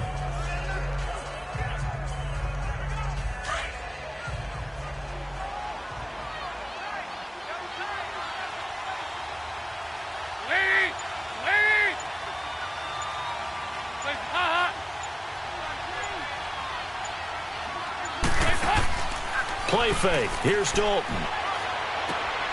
It's caught. Left side, Brandon LaFell. And he's going to get this inside the 30. The Bengals passing game finding a rhythm. They've got another first. So they're on that play. Offensively, they ran the crossing route. Defense was in zone coverage. So as a former DB, how tough is it to defend that? It's really difficult because your natural inclination is to chase the receiver and maybe leave your zone. So you have to have discipline in order to talk to your other coverage guys and let him know that that receiver's crossing from your zone to the next zone. He's coming your way. Make sure you have him. And then when the ball is actually thrown, secure the tackle. When they're moving on crossing routes, if you miss a tackle, it usually results in a big play. And not much of a hole there as he gets it down to about the 24-yard line. Give him a couple on the carry there. 2nd and 8. Well, he's looking for some running room, and there wasn't a whole lot of it there on that play. I think he was lucky to get a couple of yards out of it because those defenders, they were rallying to the football pretty quickly.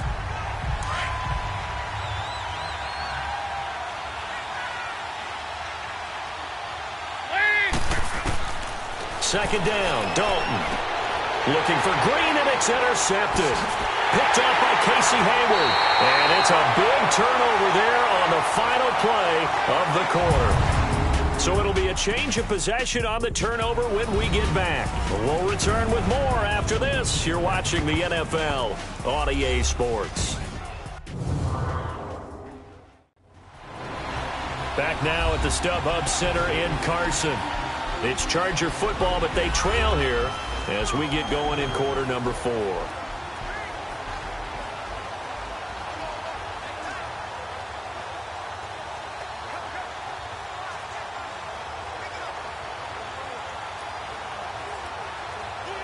So Rivers will lead the Chargers up 1st and 10 at about the 32. Ready. 380. And hot. Following the interception here, Rivers got his man. It's Williams. And he'll get it out near the 40 to the 39. 7 yards, the pickup on the pitch and catch. This possession means so much for them. They've got to focus on this drive and find a way to make this a one-possession game. Yes. Got to get a score. Yeah, so good with a field goal. Don't necessarily need a touchdown. Able to get 7 on that first down pass play. 2nd and 3. Set. Delta. From the shotgun, it's Rivers. Going up top.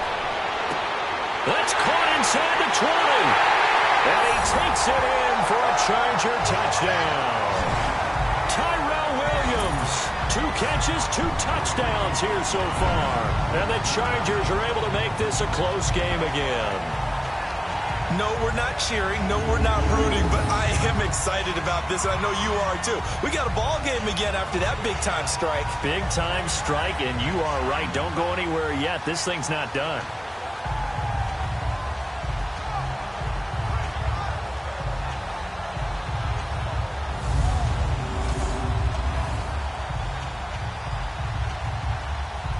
Now Sturgis on to add the extra point.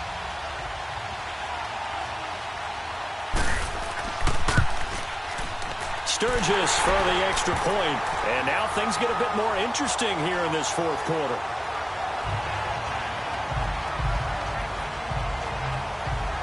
The long touchdown pass gets him 6 on a very, very tidy 2-play drive that time.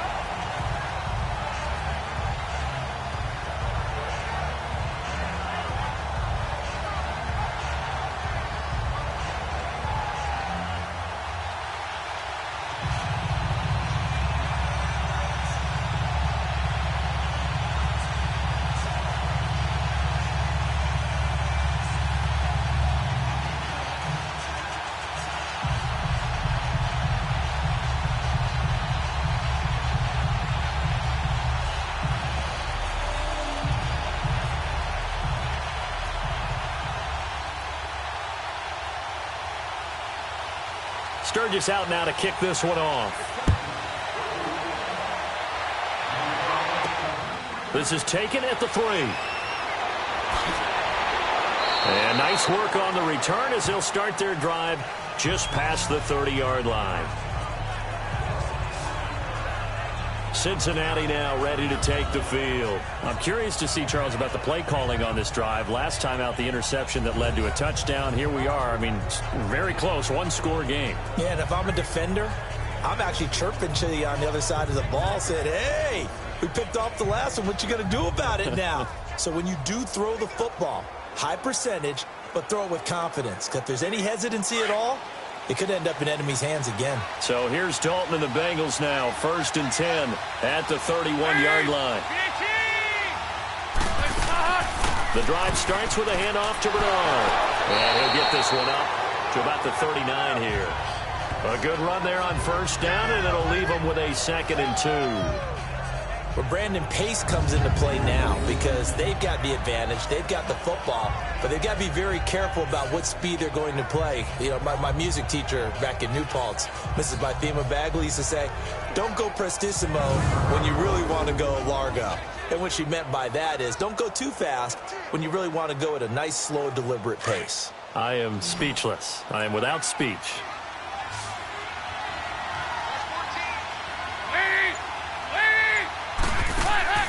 Play action now, Dalton. And he almost had it defensively. Could have been a game changer there in this 2nd half. Instead, it's 3rd down. Well, this at least is the right idea. I think they've got to get the tight end more involved. He had just 1 target in the 1st half, incomplete. Now incomplete here with the 1st target of the 2nd half. Yeah, should not stop them at all from going back to him. Find him. Find him. After the incompletion, here now, 3rd and 2.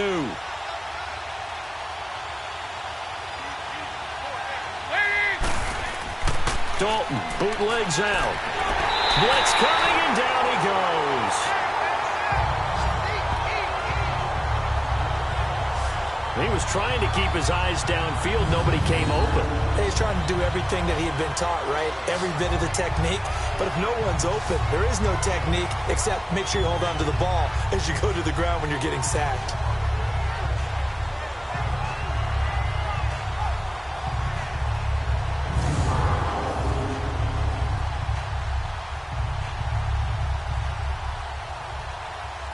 Here's Kevin Huber now as they're forced to kick for... Oh, they come after him, and it's blocked. It's picked up. Remember, the ball is live. And they will wind up with a football here at the 22-yard line. Well, there you go. That's what the doctor ordered. You're down here in the fourth quarter by 3. You block the punt, you're already in field goal range. Didn't even write a prescription for that one, right?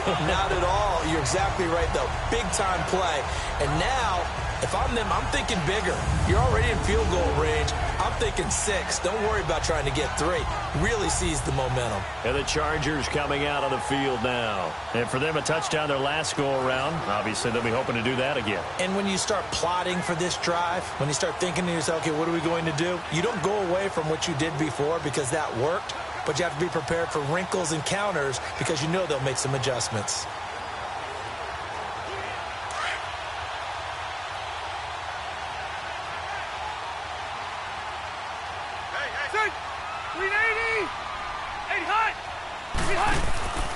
On play action, Rivers.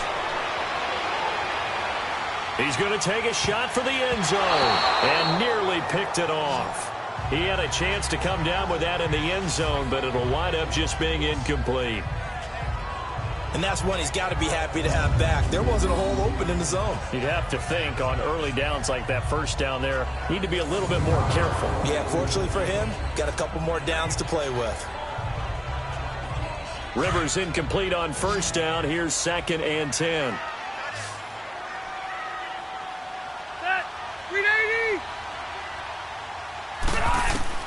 Throwing again. Rivers right back for Allen. This time he finds him complete. 6 yards is the pickup, and that'll lead to a 3rd down. So on that play, defense was in the zone. They ran a crossing route offensively, but the defense there, you got to be good with communication, don't you? You certainly do, and it's not something that is really evident when you watch it on the screen. But everyone's talking, communicating, pointing, and it keeps you from chasing receivers because you have a specific zone you have to cover. When a receiver's in your zone and he crosses to another one, you got to let your guy know. And he's in for a Charger touchdown. Phillip Rivers with his 3rd touchdown pass of the game, and the Chargers have taken the lead here in the 4th quarter. There it is, partner. You see it. 4 fingers. What does that mean? 4 fingers. That signifies the 4th quarter's here. That's right. Who's going to dominate? Usually both teams are holding them up. We own the 4th quarter, what we found out so far. 2 touchdowns here, and now they've taken the lead. Yeah, second one putting them in front. You know what I see on the other sideline, though? It seems like they've tensed up, had that lead. They were playing not to lose it, and they've lost it. That's a great observation. When you play not to lose, you usually don't win. Now, though, they'll have the opportunity to respond. Sturgis adds the PAT, and that will make this a 4-point game. So they only needed 3 plays on that drive. And it winds up with a touchdown for Los Angeles.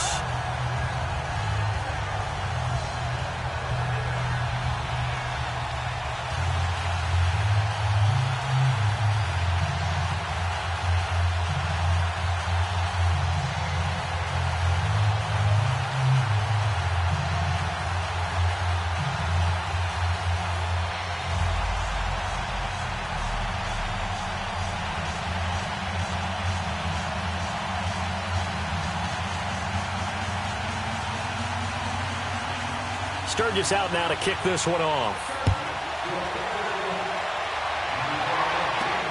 This one fielded at the 5.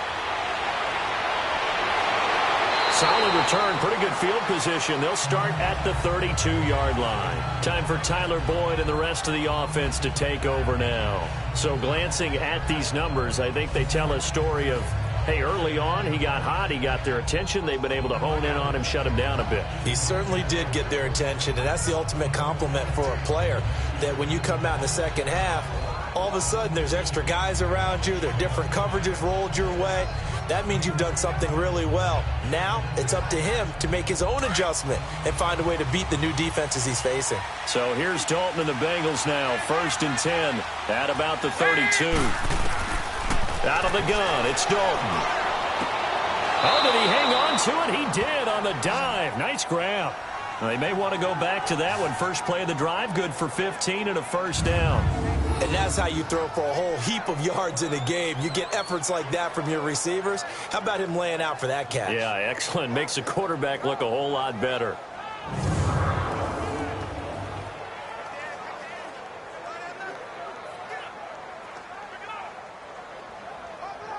A big hitter to start the drive has him up near midfield here for 1st and 10.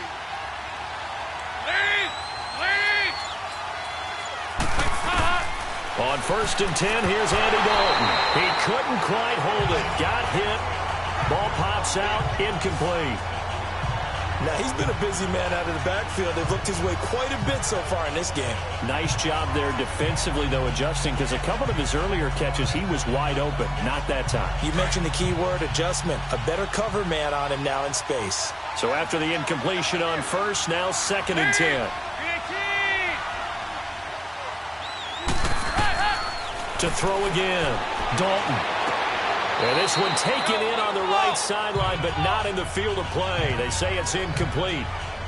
The throw led him a little too far. It brings up 3rd down. I know our vantage point might be a little bit better way up here, but that looked like an ill-advised throw to me. I didn't see anything open, and this play just didn't look right from the beginning. It did not. I thought he might get outside and just chuck it away. Dangerous pass, incomplete. Big play coming up. Here's 3rd and 10. I would expect to see some pressure here. The pressure drops off as they'll look to throw. Underneath, this is Bernard. Bernard churning, and he lost the football. And picked up by the Chargers. And they take over. They'll set up shop at the 46-yard line. The psychology of the game never ceases to amaze me because you would think there would never be a fumble from what we hear from coaches all the time, right? And how much they practice not fumbling. Practice it, preach it, talk about it all the time. You would think no one would ever turn it over. Yet they are humans out there running around, and we just saw another one. Opportunistic by the defense. Melvin Gordon now, he and the offense, they trot back out there. So after that hot start, the numbers here show the decline. What has the defense done adjustment-wise? Sometimes when you have a running back who's gotten off to a hot start, you've got to catch him before he really gets going. So you change what you do across the defensive front. Instead of the linebackers being back a few yards, you bring them up closer. It's what we call mugging the line of scrimmage, taking away a lot of blocking angles and gaps and maybe stopping him before he can get going. Mugging the line of scrimmage, okay. Yeah, in this case. Rivers now after the fumble recovery. Allen has it left side. And he gets this inside the 35-yard line. 14 yards is the pickup there and a Charger first down. Well, how about this aggressive approach? Got the lead, 4th quarter, continuing to throw the football.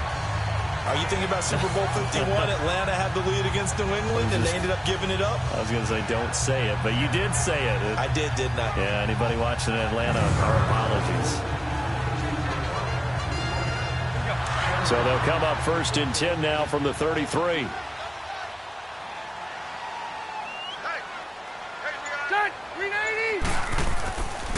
Now Gordon. Oh, and now he bowls him over. Finding room to the 20. And he'll finally be taken down at the 18. Give him 15 yards on that one and a Charger first down. Do my eyes deceive me, or is he getting stronger as this game moves along? Burst seems just as good here in the 4th as it was way back in the 1st, doesn't it? I do believe someone put a lot of time in the offseason and continues to condition during the season in order to continue to carry the ball at this rate.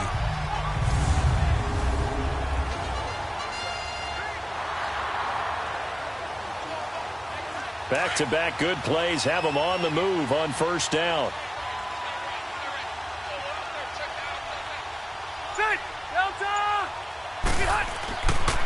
Running game working. They'll stick with it on first down. And he is met in his tracks behind the line of scrimmage. It's a loss of a yard there, and now 2nd down. I know they've got to be careful not to go to the well too often, but it's a fine line, isn't it? Because sometimes if you've got success, you want to just keep pounding away. But no success there. They rallied quickly on the defensive end.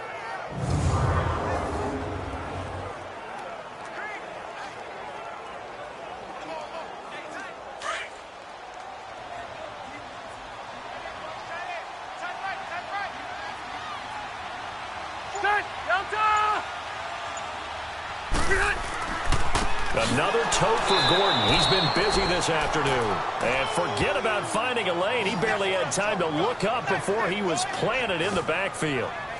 And this is why the head coach gets paid the big bucks. Look at where they are in this situation, partner. Do you throw the ball here in a long-distance situation? Do you run it again and trust your defense and make sure you take care of the ball and punt it away? What kind of options do you have here? And what do you trust more on your team? Yeah, they may have just pushed him back into that throwing situation. We'll see. Couple of plays sent them the wrong way, and now they face a 3rd and 14. Set, 390. Working out of the gun, Rivers. He's got his man. It's Williams. And he takes it in for a Charger touchdown. A 4th touchdown pass there for Phillip Rivers. And the Chargers are going to add on to their lead. And this is obviously quite a performance. And most of the time when we talk about someone putting a team on their back, I think we're talking about a guy who runs the football. In this case, it's a guy out wide catching it, and he's done exactly that. Truly leading his team right now towards victory. 3 touchdown catches. He's been the headliner. Sturgis for the extra point, and that pushes the lead up to 11. The drive summary that time, 5 plays. And it ends with the Chargers getting into the end zone.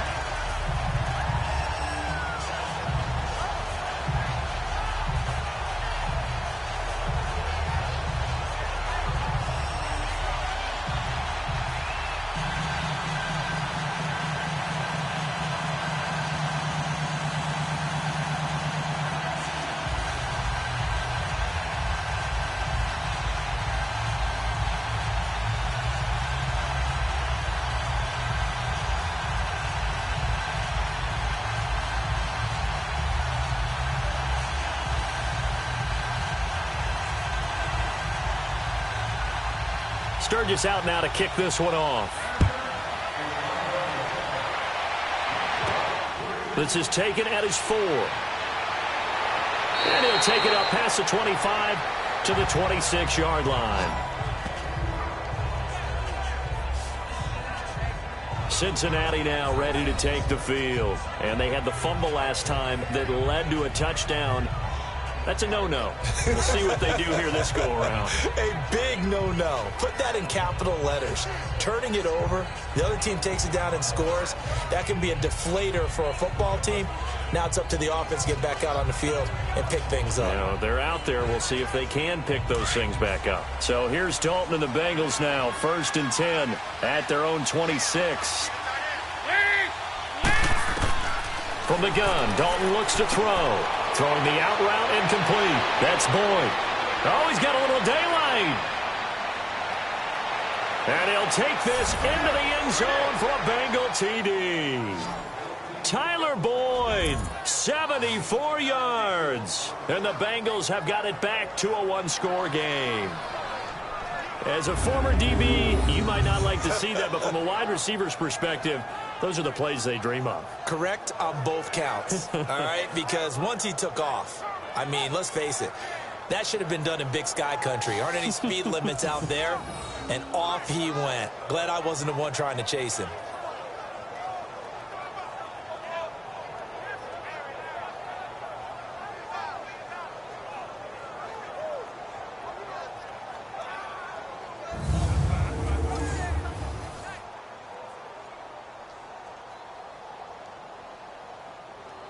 Here we go now as we get set for a big 2-point conversion.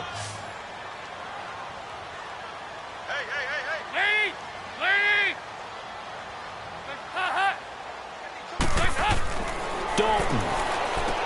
And this is caught. They got it. And that could be an important 2 points. It gets them back within a field goal. Well, I guess the coach looked at the 2-point cheat sheet, said go for it, get it to a 3-point game, and they did it. Yeah, and sometimes you just throw out time of game. You don't worry about that. There's just a feel sometimes in making that call, and he felt good about what he had for a 2-point conversion, and now they're only down 3 and feeling great about themselves.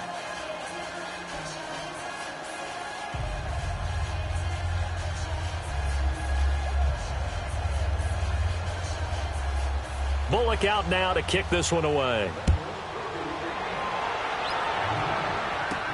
Fielded about a yard deep. And he'll be brought down at the 23, make it the 24-yard line. Here now a look at Melvin Gordon. He's toppled the century mark already receiving the football, closing in on that on the ground, too. They've really had trouble handling him. I think from what we've seen in this game, his success through the air has started to open things up for him on the ground, because now he's loosened up the defense, right? They've got to play just about every snap as if another receiver can get downfield on them, and he's been that receiver. Now they bring him back to the backfield. I think his yardage running the ball will increase as this one goes on. Well, they might need to devote some extra attention to him, something just to stop the momentum he has.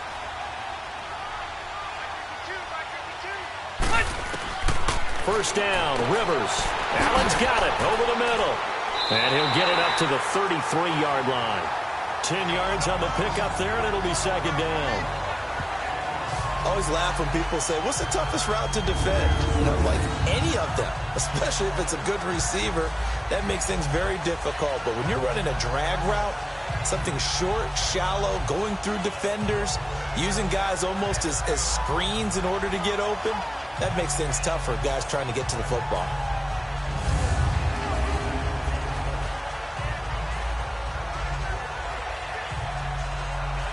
So second in inches after that first down completion, went just shy of the marker. Now Rivers. And he'll be taken down by the Bengal pressure. Geno Atkins with a great push up front. He picks up the sack and a loss of 8. The amount of sacks that they've absorbed in this game is absolutely extraordinary. Let's just face it. This offensive line, flat out, cannot handle this pass rush. It's been demonstrated time and time again.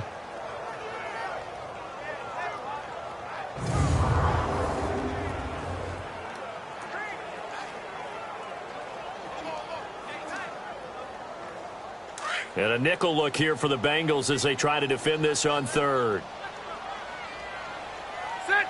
Delta! Set! From the gun, Rivers.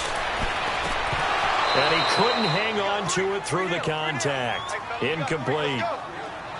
Charles, thinking back to what you said in the first quarter, that part of the magic elixir for a road victory for these underdogs was going to be winning the turnover battle. Well, they only have one right now. Look at the scoreboard. Yeah, not exactly playing to the form that I subscribed, right? When you talk about winning that turnover battle, that evens things out, especially for a road team, especially for a team that's an underdog.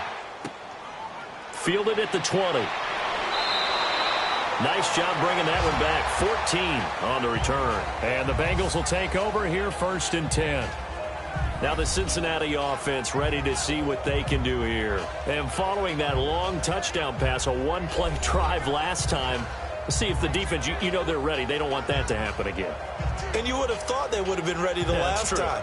That's what you work on all the time. Make sure that no one gets behind you. That's the cardinal sin of defense, not giving up the long pass. They did. Let's see how they adjust. So here's Dalton and the Bengals now, 1st and 10 at the 34.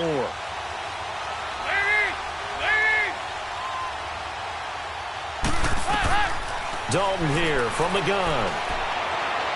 Escaping the pressure right. And he slides to avoid the hit. He'll get 8 on the scramble there. It'll be 2nd and a couple. Partner, he was going through his progressions. Not there, not there. After about the 3rd one, he decided better pull it down and run for it. And he slides down and avoids the hit for good measure.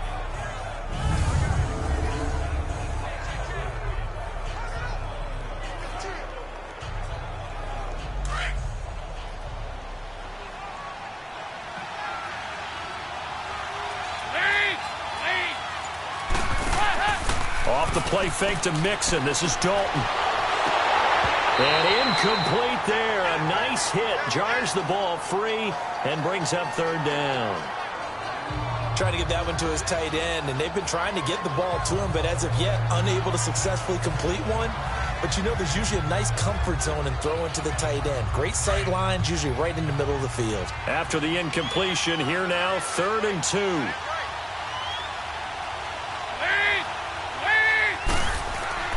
Play action here with Dalton. He's got his man here. It's Green. An excellent pickup of 34 yards. That was an excellent read right there. Saw cover 1. That means it's just a single high safety. So you know if you throw the ball to the outside part of the field, help is going to be a little bit late getting there. And he puts one out there for a big-time completion.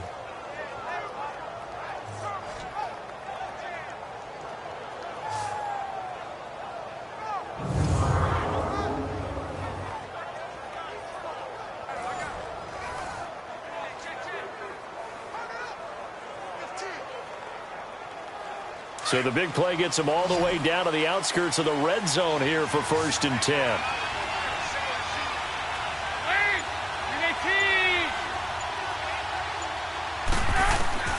Now Dalton with a 1st and 10. And he finds LaFell complete. And they'll bring him down at the 18-yard line. A gain of 6 there on 1st.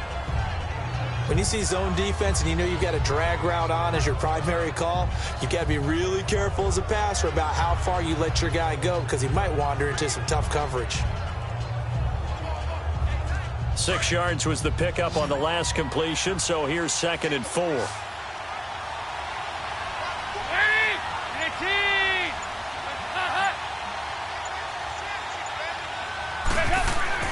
And it'll be Dalton again. And he just chucked that one out of bounds, out of everyone's reach. Maybe a wise call not to take a sack in this part of the field. It brings up 3rd down. What's the old adage? Be quick, but don't hurry. Well, that went right out the window there. He was hurried, harassed.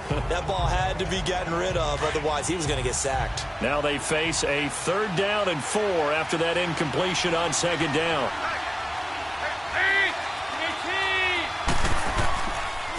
Now Mixon. And he will have the 1st down inside the 10 to the 9-yard line.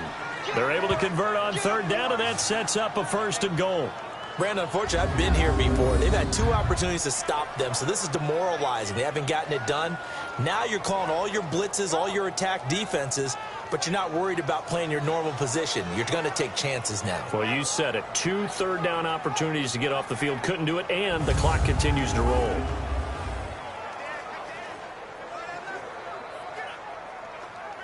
Only way to get the lead here, of course, with a touchdown, and that's what they're gunning for on 1st and goal. They'll run it now out of the gun. He'll get 6 on the ground there, and it'll be 2nd and goal coming up. This has been an up-and-down, back-and-forth type of a game, hasn't it? Maybe this long drive, take a little bit of the wind out of their sails, kind of settle things down a little bit. On 2nd and goal, one man stands in the backfield, and that's Mixon.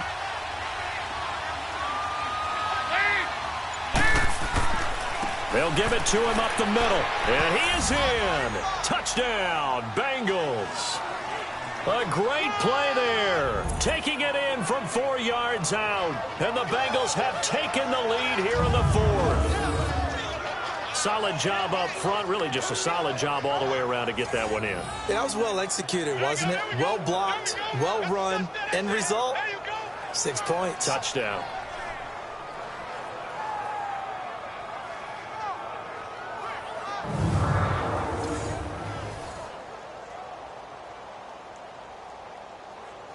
Now Bullock to add the extra point.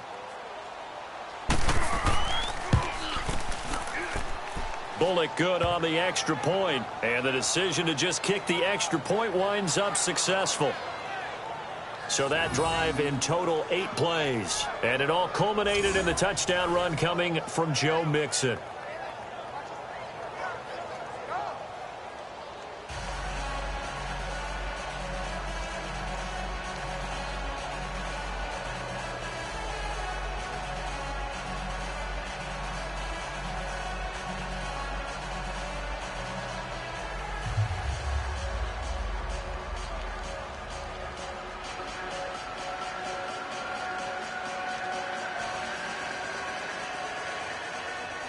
Bullock out now to kick this one away. Fielded about a yard deep. And all that work, but he stopped where he ultimately would have been had he simply taken a knee, and that's the 25-yard line. And now out on the field, here comes Los Angeles. And a tight game after punting last time. See if they can get something going on this drive. As they head to the field now, with the game this close, you've got to feel there's a sense of urgency for them going on offense right now. But they have to do it without letting panic creep in and affect their play.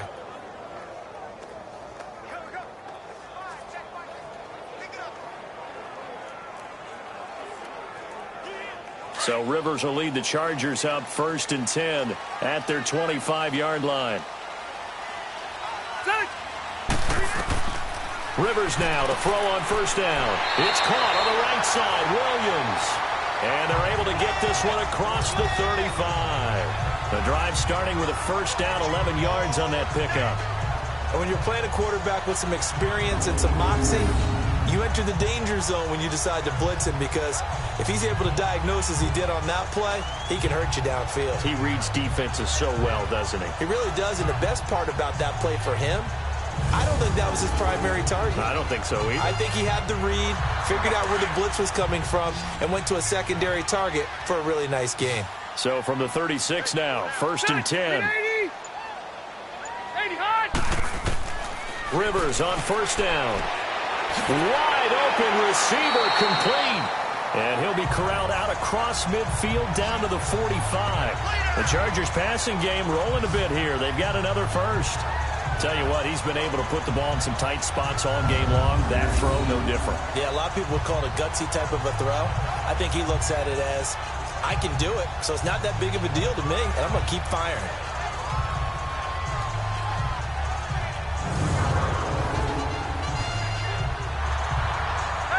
Back-to-back good plays have them on the move on 1st down. Ready, Delta! On 1st and 10, Rivers. Wide open, it's Allen, complete. And brought down, but able to get it to their 30-yard line. 15 more there, and they're on a roll. It's another 1st down. Time for a break. We're back to see what happens after this.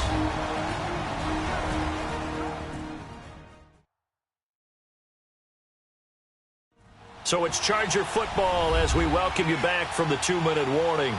And let's see what they've come up with offensively after having time to talk it over.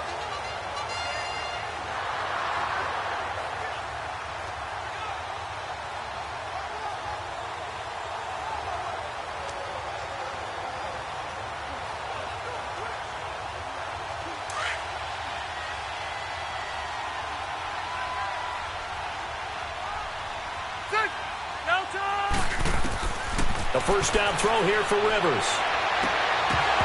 His throw incomplete. That would have been a tough catch, but in this 2-minute drill, those are the ones you really hope your guys come up with. Yeah, you don't want your guy to be able to take the out because it was a tough catch. You needed him to come up with that one, because if he does, it alters the perspective of this 2-minute drill, doesn't it? Ball on the 30 as they come up 2nd and 10.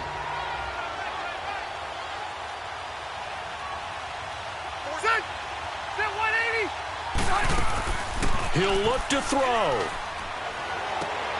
Got a man over the middle. It's Williams. And down inside the 15 he goes. The Chargers passing game rolling a bit here. They've got another 1st. He's back to throw. And he can't get a throw away. He's taken down. Carl Lawson in there to drop him as the clock continues to roll.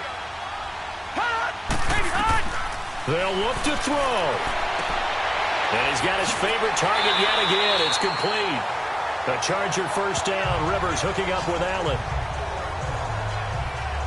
That's what they need right now. Get the 1st down, get out of bounds, stop the clock. Just playing smart football, understanding the situation, making the plays necessary, and making sure that clock stops at every opportunity.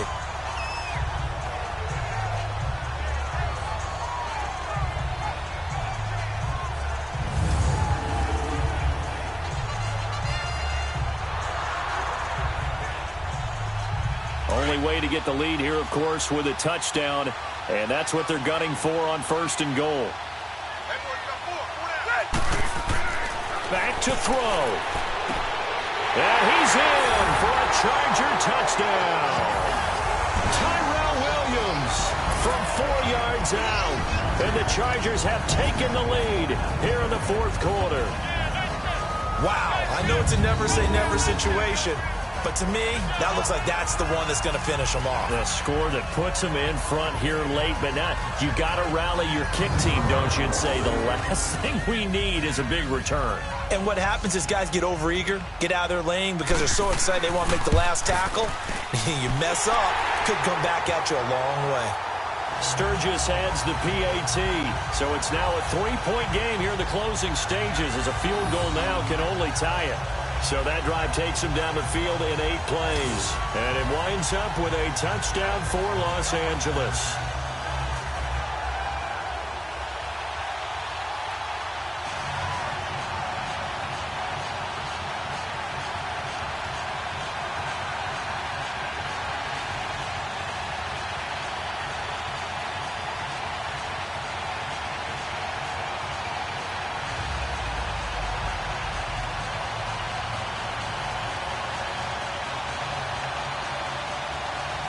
Sturgis out now to kick this one off. This is taken at the 3. And he'll get it up past the 20 to the 22-yard line.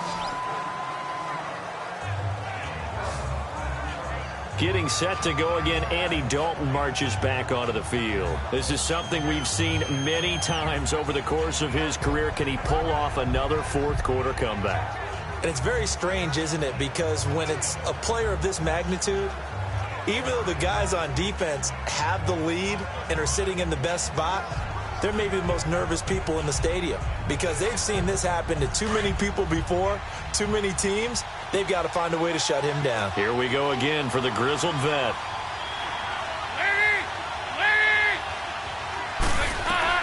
Back to throw. Green's got it over the middle. And he's got it past the 30 before he's hit and dropped. A gain of 11 to kick off the drive, and it's a quick 1st down. So now Dalton. And over the middle, it's LaFell. And they'll get it up just short of the 45 at the 44. It's a Bengal 1st down, a pickup of 11. 1st down now, but that clock rolling. Big spot, Andy Dalton. And it pops free. The collision there jarred the ball loose and brings up 2nd down.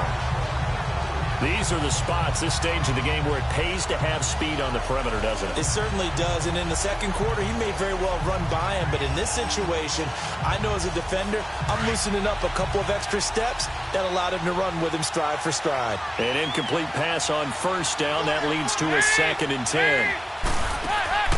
Dalton wants to throw. Boyd's the target, and he has it over the middle. And they'll get him down as he's inside the 40. The Bengals passing game finding a rhythm. They've got another 1st. All right, here's Dalton. And Green with a catch left side. And they're able to get this one past the 30 down to the 25. Now hold everything here. We're going to get a timeout by the offense, as the clock will stop with an even 20 seconds left to go.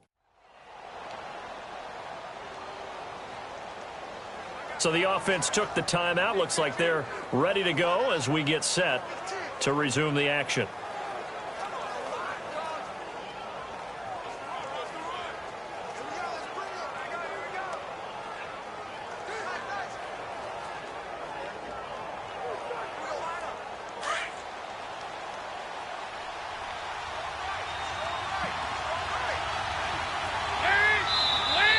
Now whistles and a flag, and I believe a Bengal got going a little early there. False start, offense. The crowd's not doing that O-line any favors. Home field advantage is really kicking in, making it very difficult for them to hear the snap count.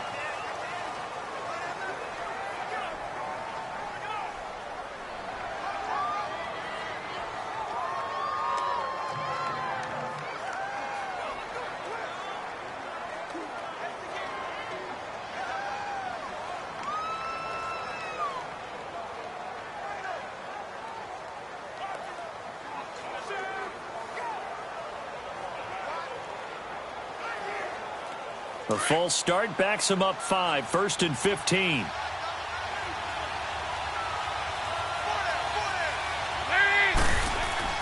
After the penalty, it's Mixon, and he'll get this one down to about the 27. Now, before this second down play, we'll get whistles and a timeout as they get it with 16 seconds remaining on the clock.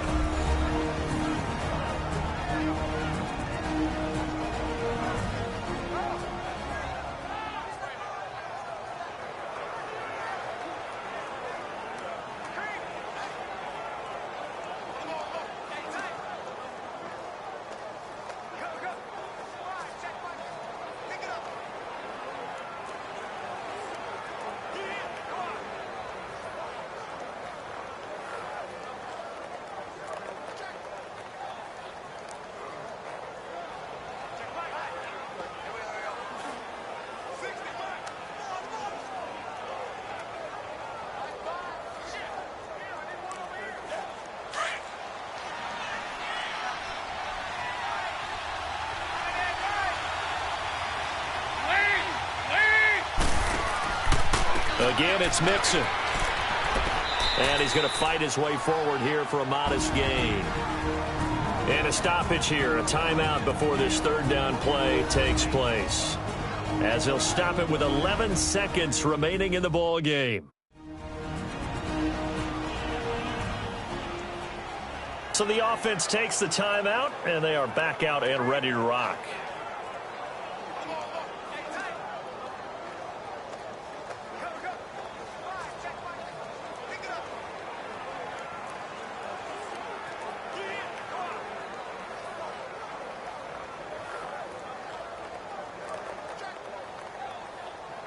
So now here comes the field goal team for the third time today.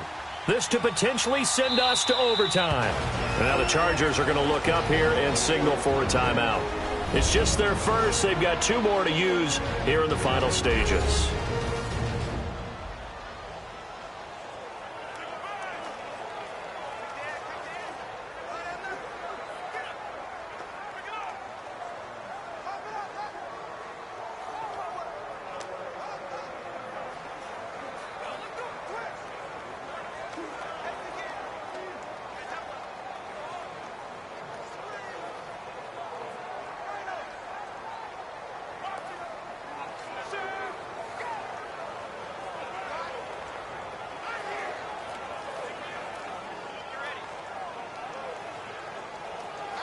So now here comes the field goal team for the third time today. This to potentially send us to overtime.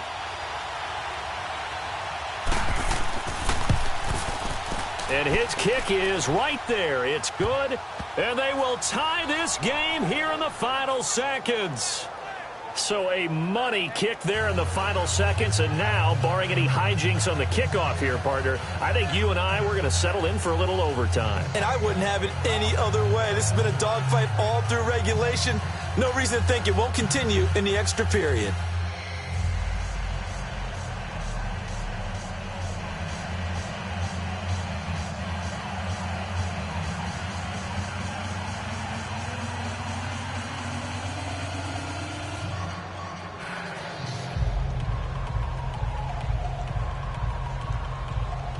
So here comes the kickoff now, all even here in this fourth quarter. Fielded about a yard deep. They'll bring it back to just about the 25, call it the 24-yard line.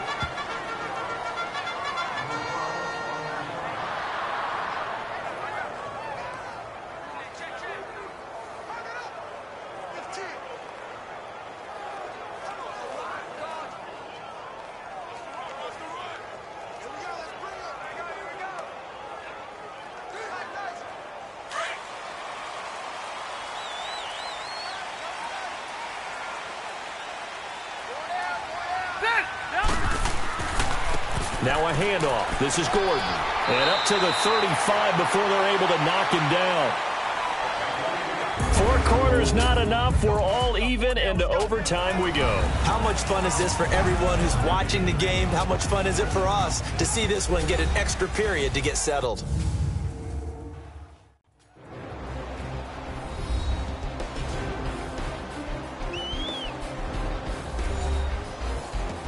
And here in overtime, if the team that receives the ball scores a touchdown, it's over. If they don't, we can still have some more football. That's exactly right. If they go down and kick a field goal, the other team gets a possession to either match it or score a touchdown to win the ball game. If both teams kick field goals, the next team to score wins. But if the receiving team throws a pick six or fumbles the ball and it gets picked up by the defense and they score, the game is over at that point.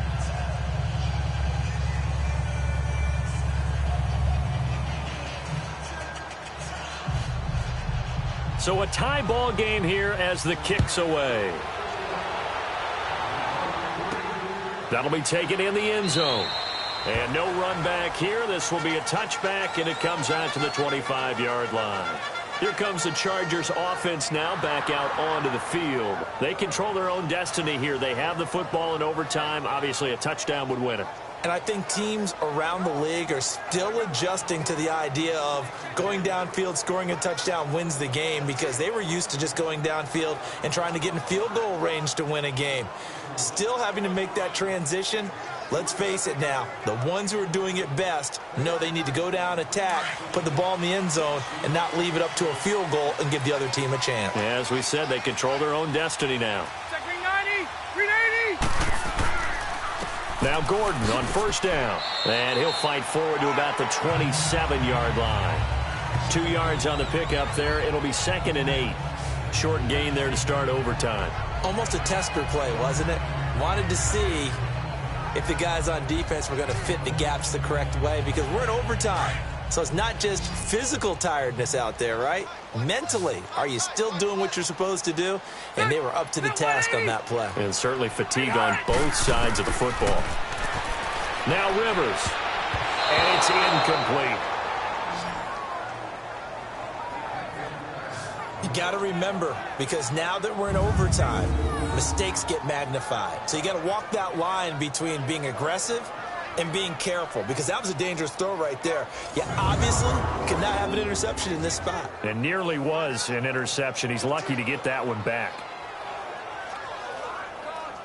3rd and 8 situation. A tough spot here in overtime on the opening drive. Ready. Delta. Hey, hot.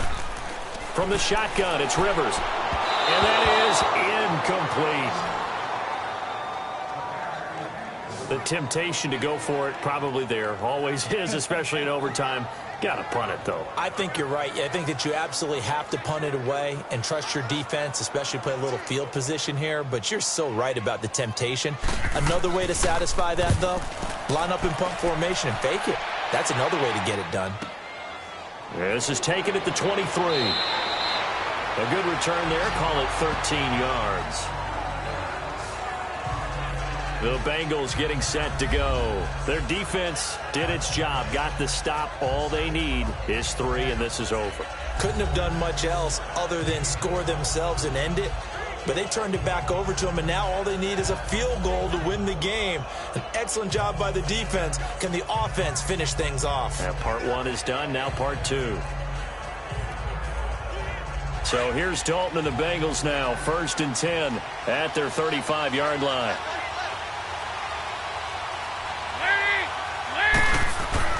So now the first OT throw coming for Dalton.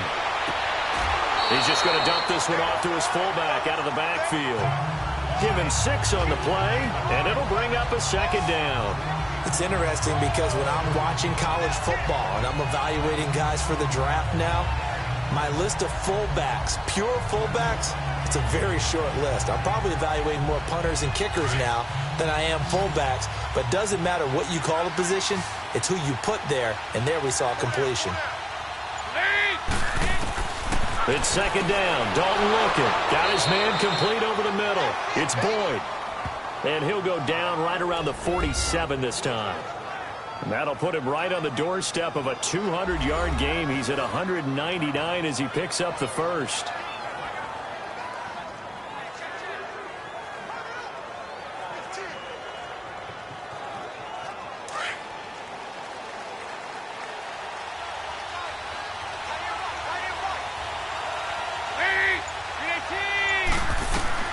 On 1st and 10, here's Andy Dalton. Sideline throw, it's complete. And a nice job there of keeping the toes inbounds. 7 yards, the pickup on the pitch and catch. If you run an out route, it's likely you end up near the sideline. And what did we just see there? Toe tap. You got it. The benefits of practice. Toe tapping, foot dragging, picking it up, and making sure it was a catch. Able to get 7 on that first down pass play. 2nd and 3.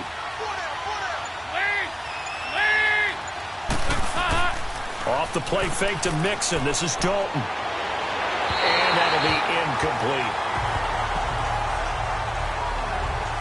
Let's face it, perfection is something we all chase, whether it's playing this game or whatever we do.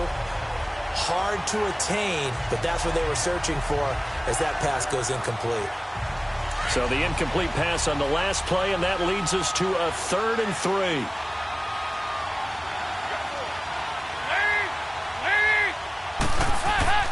This will be Dalton again. He's got his man, Boyd. And he will have first down yardage as he's brought down at the 41. His big day receiving just keeps getting bigger. He's over 200 yards now on the afternoon. They go back to that well. He's had a great game. Defensively, they haven't been able to stop him. Same thing here in overtime. And sometimes that goes to the play caller's ego, because a lot of times you have so many different plays you want to call. But when you spot a matchup that's working for you or a player that has the hot hand, keep giving it to him. That tells me you're mature as a play caller, and it's working for them in overtime.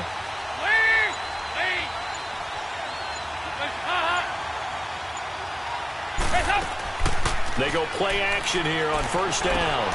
To the left side here for Eifert. And he'll be brought down, it looks like right at the 40. Just a yard on the catch there. It'll be 2nd and 9. Well, they're unable to convert that into much, but it's never a bad idea to try to get the ball into a tight end of his caliber's hands and see what kind of disruption he can cause.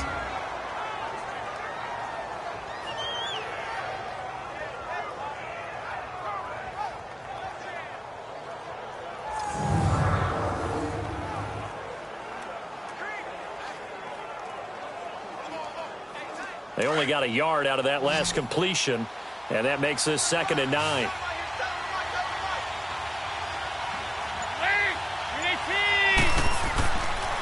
Dalton on the draw to Mixon. Flashed the stick skills, but didn't get a ton from it. Stopped short of the 35. Give him 3 yards, and now they're left needing a conversion here on 3rd and 6. The completion on first didn't get much, and now the run on second doesn't get a whole lot either. Well, if you're a good play caller, you've already looked ahead and anticipated this type of situation. Already down in his play sheet, trying to dial up a big 3rd down play. 3rd down, a shot here for Dalton. He drops it off for Bernard. And he'll go down here at the 35-yard line. Call it a 3-yard gain, and that's going to bring up a 4th down. Instead of throwing it downfield, Charles, they just tried to dump it underneath there. You like the call? I do. I think it's a high-percentage play because you get the completion. What you're counting on is your back to use his legs and his elusiveness to make people miss and pick up the 1st down. In this case, it didn't happen.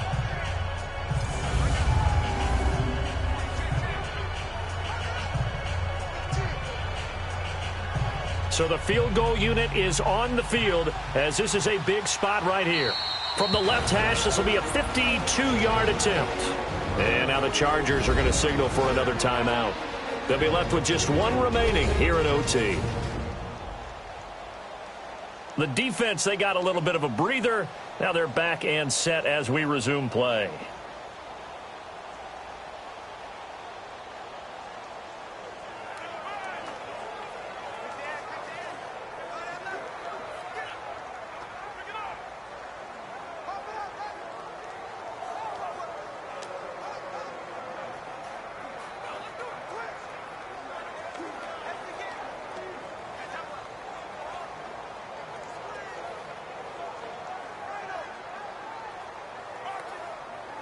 So now Randy Bullock with an important field goal try here.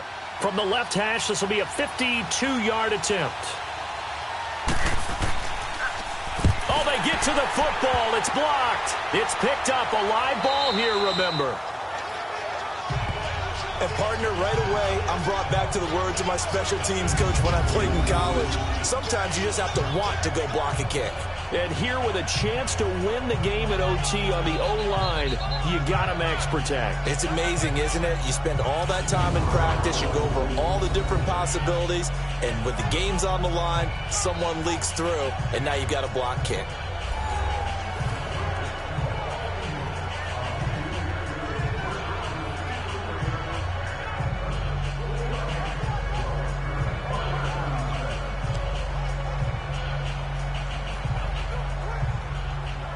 So now a chance for points in the opposite direction after the blocked field goal.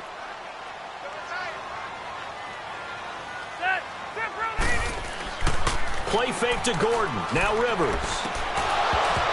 Toward the center of the field, but it's incomplete. Well, what was the term that you just used a minute ago? Well, especially in overtime, mistakes get magnified. So it's time for us to get our microscopes out, right? I mean, take a look at what's going on out there. That was very close to being a crucial play. Yeah, got to look that ball in, didn't, and it hit the ground.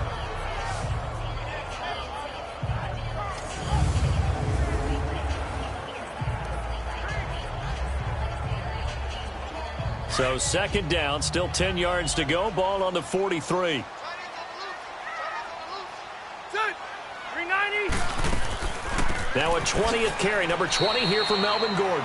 And he's going to take this one up only to about the 44-yard line. 1 yard, the official pickup there, so it's going to set up 3rd and 9. Well, that's a good start to this drive on the defensive side of the ball. Force the incompletion on first down. Then you're able to shut down the running play on second. Yeah, I wouldn't be surprised now. A little bit of pressure going at the quarterback in the expected passing situation. On 3rd down, Rivers. This is Gordon on the dump off. And he'll go down right around the 47 this time. Give him 3 on the play, and it'll be 4th down.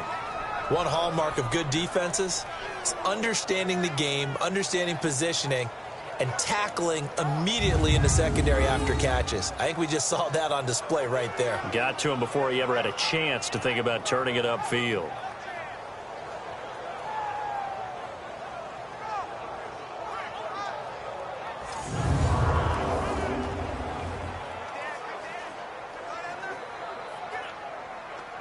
Here's Drew Kaiser now. On for a very important punt here in overtime.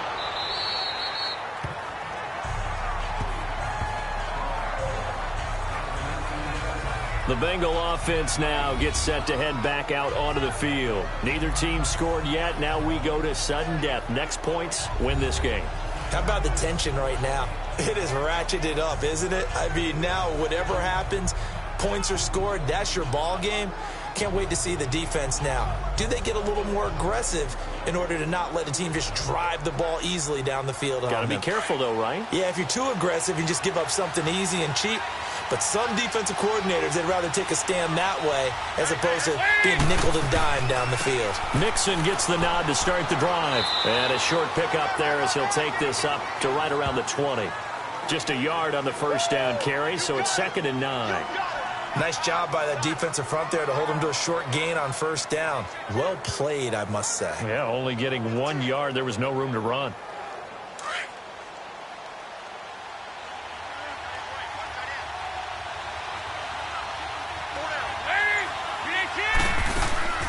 They'll run it now out of the gun.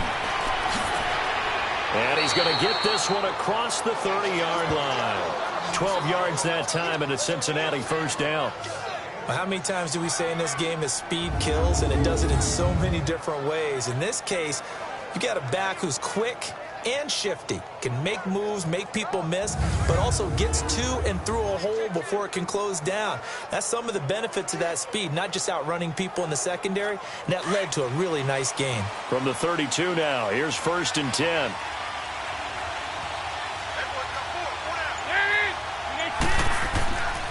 Nixon with a first down carry. And they'll get it up just short of the 45 at the 44. 12 yards on back-to-back plays there, and that's another first down. Really good, skillful, tough running throughout this contest. Picked up first down after first down. He's got to have a nickname, doesn't he? How about the human first down machine? I think that fits.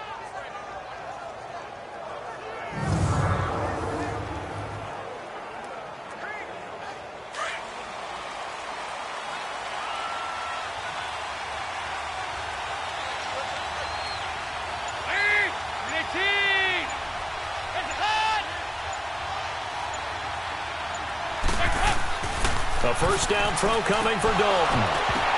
He couldn't quite hold it. Got hit. Ball pops out. Incomplete. Anytime a defense can sit back in a zone like that, it tends to create a lot of congestion in the middle of the field. Makes it very hard to slot one in. Looked like I-4 at rush hour in your hometown of Orlando, Florida. An absolute mess. So now 2nd and 10 after the incompletion on first down.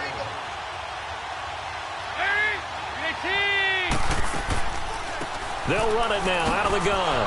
And he'll be taken down just shy of midfield. They get 6 here after the incompletion, and it'll leave them with a 3rd and 4. Frustrating for a defense, energizing for an offense. Finding a way to create that type of yardage in your running game, that'll make the guys carrying the ball very, very happy.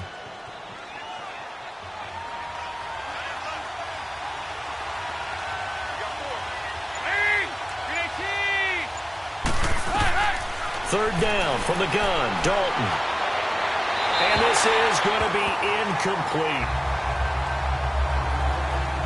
I'm not sure we could spot any tendency here on this 3rd down. They could have run it or passed it. Either one was available. They chose to try and get it through the air, but they were unsuccessful. Here's Kevin Huber now. Remember, though, he did have one blocked earlier.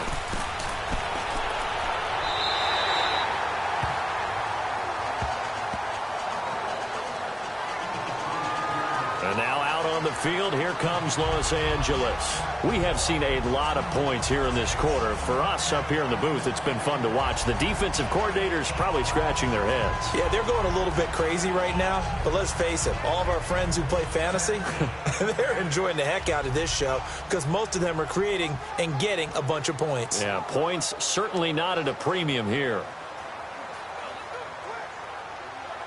So Rivers will lead the Chargers up 1st and 10 at their own 26.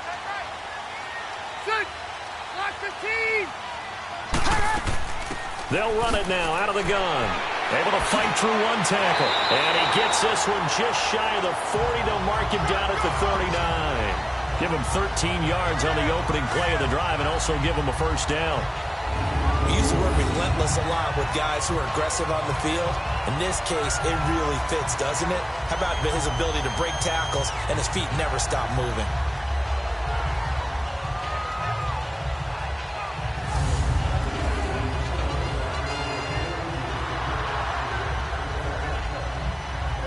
So from the 39 now, they'll come up on a 1st and 10.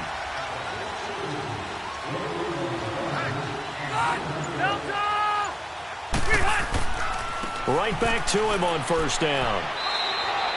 It's a 6-yard gain on the ground, and that'll make it 2nd and 4. Boy, where would these guys be without his performance on the ground? That puts him over 100 yards now for the afternoon, and I tell you, he seems to be getting stronger as the day goes along.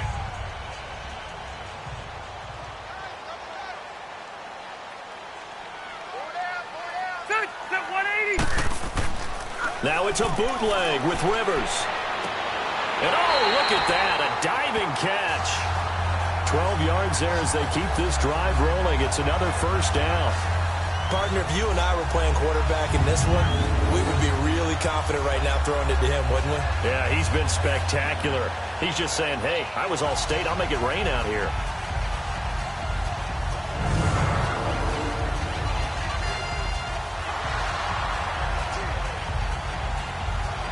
So they'll come up in Bengals territory now with a 1st and 10 at the 43. Rivers going to turn and give this one to his running back, Gordon. And past the 35, he'll be dropped a yard or two shy of the 30. 11 more on that one and another first down. Boy, he does it at a high level, doesn't he? Because when I watch him, I think of his vision. Straight ahead, peripheral. Also has that sense of where holes are going to be before they actually open. I think that helps set him apart from many of the other backs in the league.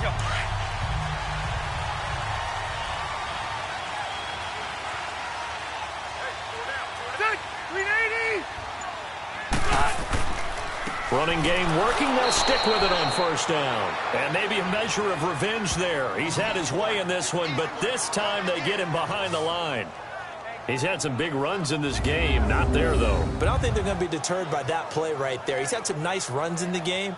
And how many times have we seen a good running back get stopped, yet turn it into something big on a later carry? I'd stay with him.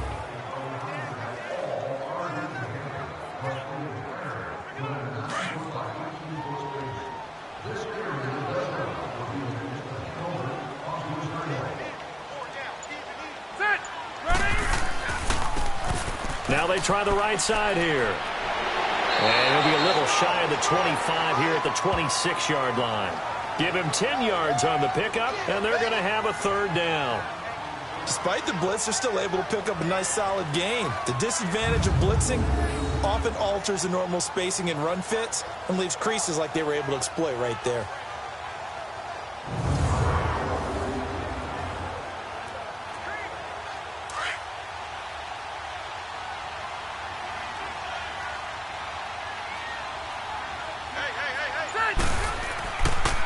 And they'll run it here. And he will have a first down at about the 21-yard line. 5 yards is the pickup there as that extends this drive. And I know you, with every carry, especially in overtime, you're just saying, if you're that ball carrier, hold on to the football. Hold on to it, protect it, but not necessarily settle it, because you're trying to get to the end zone. You're trying to end the game right here. And I know the defensive guys, poking, clawing, raking, trying to knock the ball free and protect their end zone. Yeah, like you alluded to, especially this part of the field. So this game will come down to the right leg of Caleb Sturgis. And now the Bengals are going to call another timeout. They'll be down to just one remaining as we step aside here in overtime. And now following that timeout, the defense back out onto the field.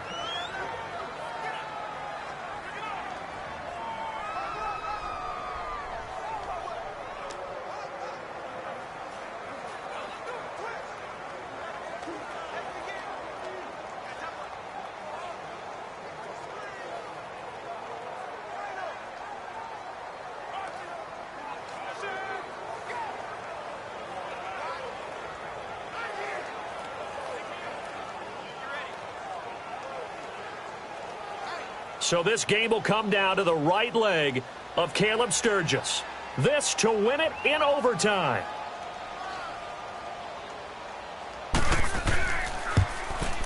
And he got it. The kick is good in overtime. He's able to split the uprights. Well, we thought this game would be a good one. It did not disappoint into overtime, and it took the field goal to win it. And we always pay lip service to how important it is to play defense. And usually we focus on the big offensive pyrotechnics, right? But in this case, they got the ball back on defense, gave themselves a chance, and they capitalized on it with a victory. And I don't care what distance that field goes from in overtime. The knees are always knocking, but he pushed it through. Not only that, think about your snapper, your holder. A lot of nerves for them, too, because they have to do their job in order to give him one last chance to put a foot to it. Thanks for tuning in, everybody. Alongside Charles Davis, we thank our entire crew. I'm Brandon Gaudin. This is the NFL on EA Sports.